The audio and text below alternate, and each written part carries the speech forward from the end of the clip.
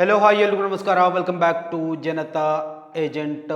ಒಂದೆರಡು ವಾರ ಆಯಿತು ಈ ಒಂದು ವಿಡಿಯೋಗಳು ನೀವು ಸಾಮಾಜಿಕ ಜಾಲತಾಣದಲ್ಲಿ ಗಮನಿಸಿರ್ತೀರಾ. ಖಂಡಿತವಾಗಿಯೂ ಕೆಲವೊಂದು ಹೆಸರುಗಳು ನಮಗೆ ಚಿರಪರಿಚಿತವಾದಂತಹ ಹೆಸರುಗಳು, ಕೆಲವೊಂದು ಹೆಸರುಗಳು ನಮಗೆ ಪರಿಚಯವಿಲ್ಲದಂತಹ ಹೆಸರುಗಳು. ಆದರೂ ಏನೋ ಒಂದು ಪ್ರಾಬ್ಲಮ್ ಆಗಿದೆ, ಏನೋ ಒಂದು ಪ್ರಾಬ್ಲಮ್ಸ್ ನಡೀತಾ ಇದೆ ಅಂತ ಈ ಒಂದು ವಾರದಲ್ಲಿ ಇದನ್ನೇ ಗಮನಿಸ್ತಾ ಇದ್ದೆ. ಏನು ಎತ್ತ ವಿಚಾರ ಎಲ್ಲಿಗೆ ಸಾಗುತ್ತೆ ಅನ್ನೋದನ್ನು ನಾವು ದೂರದೃಷ್ಟಿಯಿಂದ ಗಮನಿಸೋದಕ್ಕೆ ಸಾಧ್ಯ ಇಲ್ಲ. ಆದರೆ ಕೆಲವೊಂದು ವಿಚಾರಗಳು ಬರ್ತಾ ಬರ್ತಾ ಇದು ಹೀಗೆ ಆಗಿರುತ್ತೆ ಅಂತ ಅಂದುಕೊಳ್ಳುವಷ್ಟರ ಮಟ್ಟಿಗೆ ಬೆಳೆದು ನಿಂತ ಕಾರಣ ಈ ಒಂದು ವಿಡಿಯೋವನ್ನು ನಿಮ್ಮ ಮುಂದೆ ತರುವಂತಹ ಪ್ರಯತ್ನವನ್ನು ಮಾಡಿದ್ದೇನೆ. ಸೊ ಇಲ್ಲಿ ಏನೋ ಒಂದು ಪ್ರಾಬ್ಲಮ್ ಇದೆ, ಎಲ್ಲವನ್ನ ವಿವರಿಸ್ತಾ ಹೋಗ್ತೀನಿ. ಅದಕ್ಕೂ ಮೊದಲು ಈ ಒಂದು ವಿಡಿಯೋವನ್ನು ನೀವು ಮೊದಲನೇ ಬಾರಿ ವೀಕ್ಷಣೆ ಮಾಡ್ತಾ ಇದ್ದರೆ ಖಂಡಿತವಾಗಿ ಈ ಒಂದು ಚಾನಲನ್ನು ಸಬ್ಸ್ಕ್ರೈಬ್ ಮಾಡ್ಕೊಂಡು ನೋಡಿ. ಮಾತ್ರವಲ್ಲ, ನಿರಂತರವಾಗಿ ಇಂತಹ ಅಪ್ಡೇಟ್ಗಳನ್ನು ನಿಮ್ಮ ಮುಂದೆ ತರುವಂತಹ ಪ್ರಯತ್ನವನ್ನು ನಾವು ಮಾಡ್ತೀವಿ.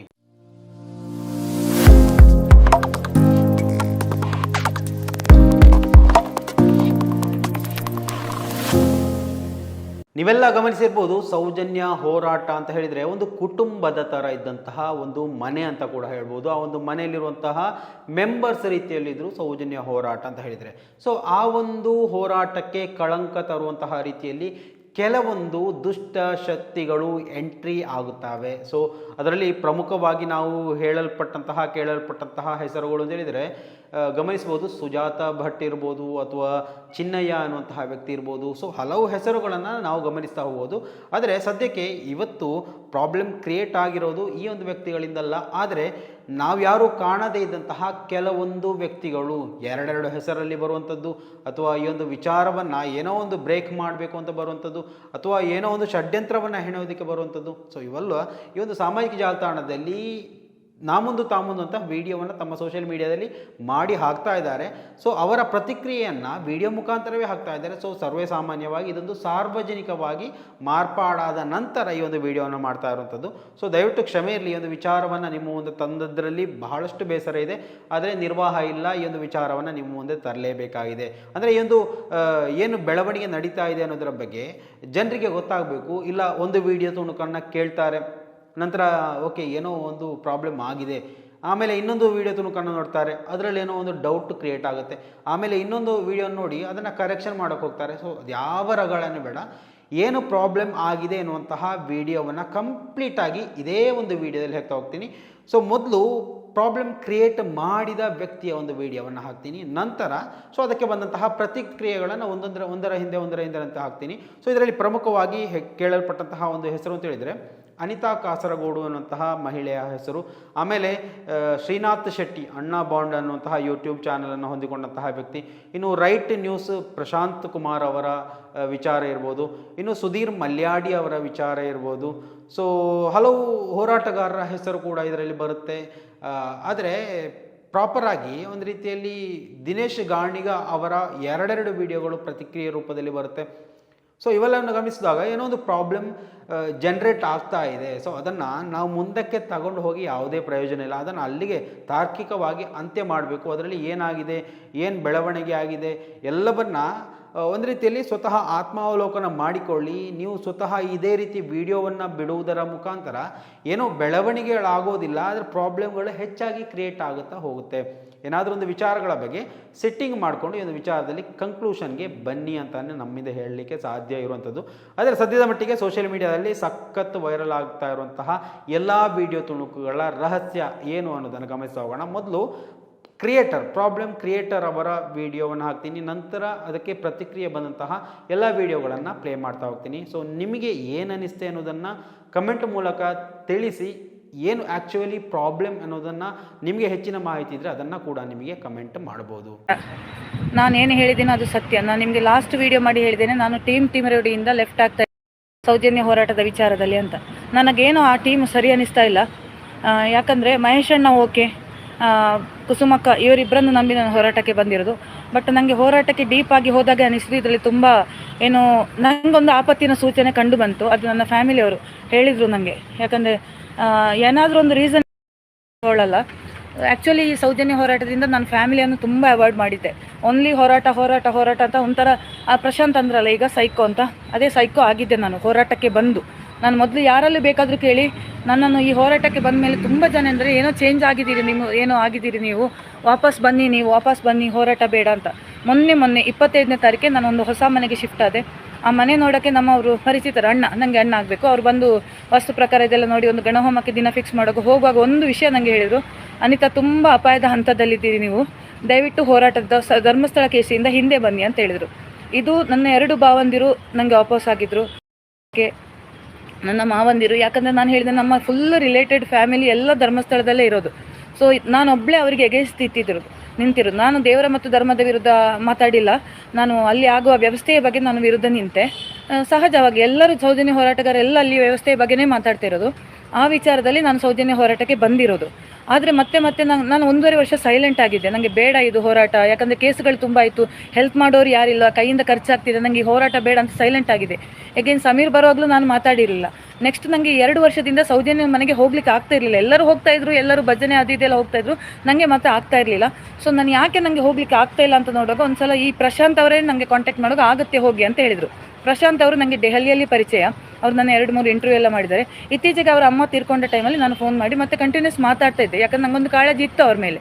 ಆಯಿತಾ, ನಾನು ಅವರಿಗೆ ಹೆಲ್ಪ್ ಕೂಡ ಮಾಡಿದ್ದೀನಿ. ಅವ್ರು ಹೇಳಿದ್ರಲ್ಲ ವ್ಯವಹಾರಕ್ಕೆ ದುಡ್ಡು ಅಂತ, ನಾನು ವ್ಯವಹಾರಕ್ಕೆ ದುಡ್ಡು ಕೊಟ್ಟಿದ್ದು ಸ್ವಲ್ಪ, ಅದು ನಾನು ಕೊಟ್ಟಿದ್ದಲ್ಲ, ಅದು ರವಿ ಅಣ್ಣ ಕೊಟ್ಟಿರೋದು. ನಾನು ಕೊಟ್ಟಿರೋದು ಅವ್ರ ಕೇಸ್ ವಿಚಾರಕ್ಕೇ.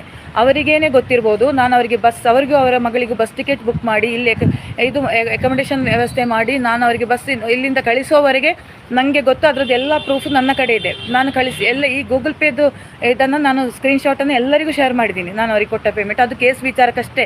ಈ ಅವ್ರದ್ದೊಂದು ಚಾನಲ್ ಬ್ಲಾಕ್ ಆಗಿತ್ತು, ಇಲ್ಲಿ ಅವರಿಗೆ ಅವರ ಅಡ್ವೊಕೇಟಲ್ಲೂ ನಿನ್ನೆ ಮಾತಾಡಿದೆ, ನಾನು ಅಕ್ಷತನಿಗೆ ಮಾತಾಡಿದೆ. ನೆಕ್ಸ್ಟ್ ಕೇಸ್ ಅವರಿಗೆ ಫೆಬ್ರವರಿ 3 ಓಕೆ. ಸೊ ಆ ಕೇಸ್ ವಿಚಾರನೂ ನಾನು ಮಾತಾಡಿದ್ದೇನೆ. ಅದಕ್ಕೆ ನಾನು ಫೀಸ್ 15,000 ನನ್ನ ಕೈಯಿಂದ ಕೊಟ್ಟಿದ್ದು. ಬಸ್ ಟಿಕೆಟು ಹೋಗಲಿಕ್ಕೆ ಬರಲಿಕ್ಕೆ 3,000 ನಾನು ಕೊಟ್ಟಿದ್ದೀನಿ. ಅದು ನಾನು ಕೇಸ್ ವಿಚಾರಕ್ಕೇ, ಸೌಜನ್ಯ ಪ್ರಕರಣಕ್ಕೇ ಕೊಟ್ಟಿರೋದು. ವ್ಯವಹಾರಕ್ಕೆ ಮತ್ತೆ ಇವರಿಗೆ ಎಷ್ಟು ಅಂತ ದುಡ್ಡು ಕೊಡೋದು, ನಾನು ರವಿ ಅವರು ಡಿಸ್ಕಸ್ ಮಾಡುವಾಗ ಇವರಿಗೊಂದು ಬದುಕುವ ದಾರಿ ಮಾಡಿಕೊಡೋಣ ಅಂದರೆ ಅವರದ್ದೊಂದು ಬಿಸ್ನೆಸ್ ಐಡಿಯಾ ಇತ್ತು. ಸೊ ಅದನ್ನು ರವಿಯವರು ಹೇಳಿದ್ರು, ನಾವು ಇನ್ವೆಸ್ಟ್ ಮಾಡಿದರೆ ಕೊಡ್ತೀರಾ, ನಾನು ಆ್ಯಕ್ಚುಲಿ ಮಾರ್ಕೆಟಿಂಗ್ ನೋಡೋಣ ಅಂತ ಅಂದ್ಕೊಂಡು. ಯಾಕಂದರೆ ಇವರಿಗೆ ನಾವು ಸೌಜನ್ಯ ಹೋರಾಟಗಾರರಲ್ಲಿ 3 ಪರಿಚಯ ಆಗಿದ್ದು, ದೆಹಲಿಯಲ್ಲೇ 3 ಕೂಡ ಪರಿಚಯ ಆಗಿದ್ದು. ಆಮೇಲೆ ರವಿ ಅವರು ಕಂಟಿನ್ಯೂಸ್ ನನ್ನಲ್ಲಿ ಕಾಂಟ್ಯಾಕ್ಟಲ್ಲಿ ಇದ್ದರು. ಪ್ರಶಾಂತ್ ಅವರು ಇತ್ತೀಚೆಗೆ ಅವರ ಅಮ್ಮ ತೀರ್ಕೊಂಡಾಗ ನವೆಂಬರ್ 24 ನಾನು ಕಾಂಟ್ಯಾಕ್ಟ್ ಆಗಿರೋದು ಅವರನ್ನು. ನವೆಂಬರ್ 24ರಿಂದ ಡಿಸೆಂಬರ್ 1-1.5 ತಿಂಗಳಷ್ಟೇ ಕಾಂಟ್ಯಾಕ್ಟ್ ಆಗಿರೋದು. ಈ ನಡುವೆ ನಾನು ಇಂಟರ್ವ್ಯೂ ಕೂಡ ಮಾಡಿದ್ದಾರೆ ಇದೇ ಸೈಕೋ ಮ್ಯಾಟ್ರಲ್ಲಿ. ನಾನು ಹೇಳಿದೆ, ನನ್ನ ಅಕ್ಕನ ಹೇಳಿದೆ, ಅವಳನ್ನು ಸ್ವಲ್ಪ ಕಂಟ್ರೋಲ್ ಮಾಡಿ, ನನಗೆ ತುಂಬ ಸಿಟ್ಟು ಬರ್ತಿತ್ತು, ನಾನು ಗಡಿಬಿಡಿಯಲ್ಲಿ ಡಿಸಿಷನ್ ತಗೋತೀನಿ, ಸೊ ಕಂಟ್ರೋಲ್ ಮಾಡಿ ಅಂದರೆ. ಅದಕ್ಕೆ ತುಂಬ ನನಗೆ ಉಪದೇಶನೂ ಮಾಡಿದ್ದಾರೆ ಅವರು, ನಿಧಾನವಾಗಿ ಮಾತಾಡಬೇಕು ಎಲ್ಲ. ಆದರೆ ನಾನು ಕೆಲವೆಲ್ಲ ನನಗೆ ಇಷ್ಟ ಆಗಲಿಲ್ಲ ಅವರು ಮಾತಾಡೋದೆಲ್ಲ. ಬಿಟ್ಟು ನನ್ನ ಪರ್ಸ್ನಲ್ ಮ್ಯಾಟ್ರಲ್ಲಿ ಬರಬೇಡಿ, ಮತ್ತು ನನ್ನನ್ನು ಸರಿ ಮಾಡಲಿಕ್ಕೂ ನೋಡಬೇಡಿ, ನಾನು ಹೀಗೇನೆ ಇರೋದು, ಇದು ಕ್ಯಾರೆಕ್ಟರ್, ಇದು ಮಾನಸಿಕ ರೋಗ ಅಲ್ಲ. ನಾನು ಎಲ್ಲ ರೀತಿಯಲ್ಲೂ ನನ್ನನ್ನು ಅನಾಲಿಸಿಸ್ ಮಾಡಿದ್ದೀನಿ. ಮತ್ತು ನನಗೆ ಸೌಜನ್ಯ ಮನೆಗೆ ಹೋಗಲಿಕ್ಕೆ ಅವಕಾಶ ಹೇಳಿಕೊಟ್ಟಿದ್ದು ಇವರೇನೆ. ಹೋಗ್ಲಿಕ್ಕೆ ಆಯಿತು, ಹೋದ್ಮೇಲೆ ನನಗೆ ಫುಲ್ ಚೇಂಜಸ್ ಗೊತ್ತಾಯಿತು. ನಾನು ಎಗೇನ್ ಸೌಜನ್ಯ ಪ್ರಕರಣದ ಬಗ್ಗೆ ಮಾತಾಡಲಿಕ್ಕೆ, ಅಂದರೆ ಅವಳು ಹೇಳ್ತಾಳೆ ಏನು ಮಾತಾಡಬೇಕು ಅದು ಹೇಳಿಸ್ತಾಳೆ, ಅದು ಮಾತಾಡಲಿಕ್ಕೆ ಸ್ಟಾರ್ಟ್ ಮಾಡಿದೆ. ಈಗ ನನ್ನನ್ನು ತಡೆಯುವುದು ಅವಳೇ. ನನಗೆ ಹೋಗಬೇಡ ಅಂದಿದ್ದಾಗೆ ಒಂದು ನನ್ನ ಅಣ್ಣನ ಮಾತಿನ ಮೇಲೆ, ಫಸ್ಟ್ ನೀವು ಧರ್ಮಸ್ಥಳ ವಿಚಾರದ ಹೊರಗೆ ಬರಲೇಬೇಕು, ತುಂಬ ಆಪತ್ತಿದೆ, ಇಮ್ಮಿಡಿಯೇಟ್ ನೀವು ಮಾಡಾಯಿ ಕ್ಷೇತ್ರಕ್ಕೆ ಹೋಗಬೇಕು, ದೊಡ್ಡ ಒಂದು ಷಡ್ಯಂತ್ರ ನಿಮ್ಮ ಹಿಂದೆ ಇದೆ, ತುಂಬ ಒಂದು ಅಪಾಯ ನಿಮಗೆ ಕಾದಿದೆ ಅಂತ ನನ್ನ ಸೂಚನೆ ನನಗೆ ಅಣ್ಣ ಕೊಟ್ಟರು. ಅದಲ್ಲದೆ ನನಗೆ ಅವತ್ತು ನನ್ನ ಮನೆ ಓಪನಿಂಗ್ಗೆ ಬಂದ ನನ್ನ ಅಂಕಲ್ ಆಂಟಿ ರಿಲೇಟಿವ್ಸ್ ಒಬ್ಬರು ಅವರು ಹೇಳಿದರು, ಅನಿತಾ ದಯವಿಟ್ಟು ಧರ್ಮಸ್ಥಳ ಪ್ರಕರಣದಿಂದ ಹೊರಗೆ ಬನ್ನಿ, ನಿಮಗೆ ಮಾನಸಿಕವಾಗಿ ನೆಮ್ಮದಿ ಸಿಗುತ್ತೆ, ನೀವು ಮೊದಲಿನ ಥರ ಇಲ್ಲನೇ ಇಲ್ಲ ಅಂತ. ಯಾಕಂದರೆ ಎಲ್ಲರೂ ಅಬ್ಸರ್ವ್ ಮಾಡ್ತಾರೆ, ಮೊದಲು ಹೇಗಿದ್ದೆ, ಸೌಜನ್ಯ ಪ್ರಕರಣ ಬಂದ ಮೇಲೆ ಹೇಗಾದೆ ಅಂತ. ಒಂಥರ ಸೈಕೋ ಆದೆ ಅಂತಲೇ ನಾನೇ ಹೇಳ್ತಿದ್ದೀನಿ ಆ 2 ವರ್ಷದಲ್ಲಿ ಪ್ರಕರಣಕ್ಕೆ ಬಂದ ಮೇಲೆ. ಯಾಕಂದರೆ ತುಂಬ ಸೈಕೋಗಳ ಜೊತೆನೇ ಅಲ್ವಾ ನಾನು ಕೆಲಸ ಮಾಡಿರೋದು, ಇಂಥ ಪ್ರಶಾಂತ್ ಅಂತವರ ಸೈಕೋ ಜೊತೆನೇ ಅಲ್ವಾ ನಾನು ಕೆಲಸ ಮಾಡಿರೋದು. ಸೊ ಇವರೆಲ್ಲ ಸೇರಿ ನನ್ನನ್ನು ಸೈಕೋ ಮಾಡಿದರು. ಸೈಕೋ ಅಲ್ಲ ಅಂತ ಅವರೇ ಇಂಟರ್ವ್ಯೂಯಲ್ಲಿ ಪ್ರೂವ್ ಮಾಡಿದ್ರು. ಈಗ ನನ್ನ ವೀಡಿಯೋವನ್ನು ಪ್ರೈವೇಟ್ ಮಾಡಿಟ್ಟಿದ್ದಾರೆ. ಓಕೆ. ಸೊ ಈಗ ದುಡ್ಡಿನ ವ್ಯವಹಾರ ಇದೆ, ದುಡ್ಡಿನ ವ್ಯವಹಾರ ಒಂದು 50,000ವರೆಗೆ ಇದೆ, ಆಯಿತಾ. ನಾನು ಮತ್ತೆ ಅವರು ಹಾಸ್ಪಿಟಲೈಸ್ಲಿ ಕೊಟ್ಟಿದ್ದು, ನಾನು ಒಂದು ಪರ್ಸ್ನಲ್ ಕಾಳಜಿಯಲ್ಲಿ ಕೊಟ್ಟಿದ್ದು. ಮತ್ತು ನಾನು ಅಪಪ್ರಚಾರ ಅವರ ಬಗ್ಗೆ ಮಾಡಿದ್ದು, ಅವರು ನನ್ನ ಮಾಡಿದ್ದಲ್ಲ, ಅವರಿಗೆ ನನ್ನ ಮೇಲೆ ಗೌರವ ಇತ್ತು, ನನಗೆ ಅವ್ರ ಮೇಲೆ ಇತ್ತು. ಈ ಮೀಡಿಯೇಟರ್ಸ್ ಆದ ವಿಜಯ ನಾರಾವಿ ಮತ್ತು ಅಣ್ಣ ಬಂದಿದ್ದಾರಲ್ಲ, ಇವರು ಕ್ರಿಯೇಟ್ ಮಾಡಿರೋ ಸೀನ್ ಇದು. ಮತ್ತು ದಿನೇಶ್ ಗಾಣಿಗ, ಪಕ್ಕ 420 ದಿನೇಶ್ ಗಾಣಿಗ ಕ್ರಿಯೇಟ್ ಮಾಡಿರೋ ಸೀನ್ ಇದು. ನನ್ನ ಬಗ್ಗೆ ಅದೆಲ್ಲ ನಾನು ಈಗ ಪೋಸ್ಟ್ ಮಾಡ್ತಾ ಇದ್ದೀನಿ, ಒಬ್ಬೊಬ್ಬರೇ ಪೋಸ್ಟ್ ಮಾಡ್ತಾ ಇದ್ದಾರೆ. ಅಣ್ಣ ಬಂಡು ಇವರೆಲ್ಲ ಅವರೆಲ್ಲ ನನಗೆ ಮೆಸೇಜ್ ಮಾಡಿದಾನ, ಈಗ ನನ್ನ ಟೀಮಿನವರೇ ಪೋಸ್ಟ್ ಮಾಡ್ತಾ ಇದ್ದಾರೆ. ಕೆಲವರು ನನ್ನ ಅಡ್ವೊಕೇಟ್ಸ್ಗೆಲ್ಲ ಕಳಿಸಿದ್ದೀನಿ ನಾನು. ಸೊ ಸೌಜನ್ಯ ಹೋರಾಟಗಾರರು ಎಂಥವರು ಅಂತ ನಿಜ ಬಣ್ಣ ನಾನು ಬಯಲು ಮಾಡಿ ಹೋಗ್ತೀನಿ. ನಾನು ಮೊನ್ನೆಯಿಂದ ಅಫಿಷಿಯಲಿ ಲೆಫ್ಟ್ ಆದೆ ಟೀಮಿನಿಂದ. ಯಾಕಂದರೆ ನನಗೆ ಆಪತ್ತಿರುವ ವಿಷಯದಲ್ಲಿ ನಾನು ಬರುವುದಿಲ್ಲ. ನಾನು ಈಗಲೂ ಡಿ ಗ್ಯಾಂಗ್ ಸೇರಿಲ್ಲ. ಎಲ್ಲರೂ ನನ್ನ ಪ್ರಚಾರ ಮಾಡ್ತಿದ್ದಾರೆ, ದೀಪಕ್ ಶೆಟ್ಟಿ ಜೊತೆ ಸೇರಿದ್ದೇನೆ, ವಸಂತ್ ಗಿಳಿಯರ್ ಜೊತೆ ಕಾಂಟ್ಯಾಕ್ಟ್ ಇದ್ದೀನಿ ಅಂತ. ಬಟ್ ನಾನು ಅಫಿಷಿಯಲಿ ಸೇರಲ್ಲ, ಲೈಫ್ ಲಾಂಗ್ ಸೇರಲ್ಲ. ನಾನು ಸೌಜನ್ಯ ವಿಚಾರದಲ್ಲಿ ಸೌಜನ್ಯನ ಪರ ಮಾತ್ರ ಇದ್ದೀನಿ, ಆಯಿತಾ. ಡಿ ಗ್ಯಾಂಗ್ ನಾನು ಸೇರಲ್ಲ, ಯಾವ ಕಾರಣಕ್ಕೂ ಸೇರಲ್ಲ.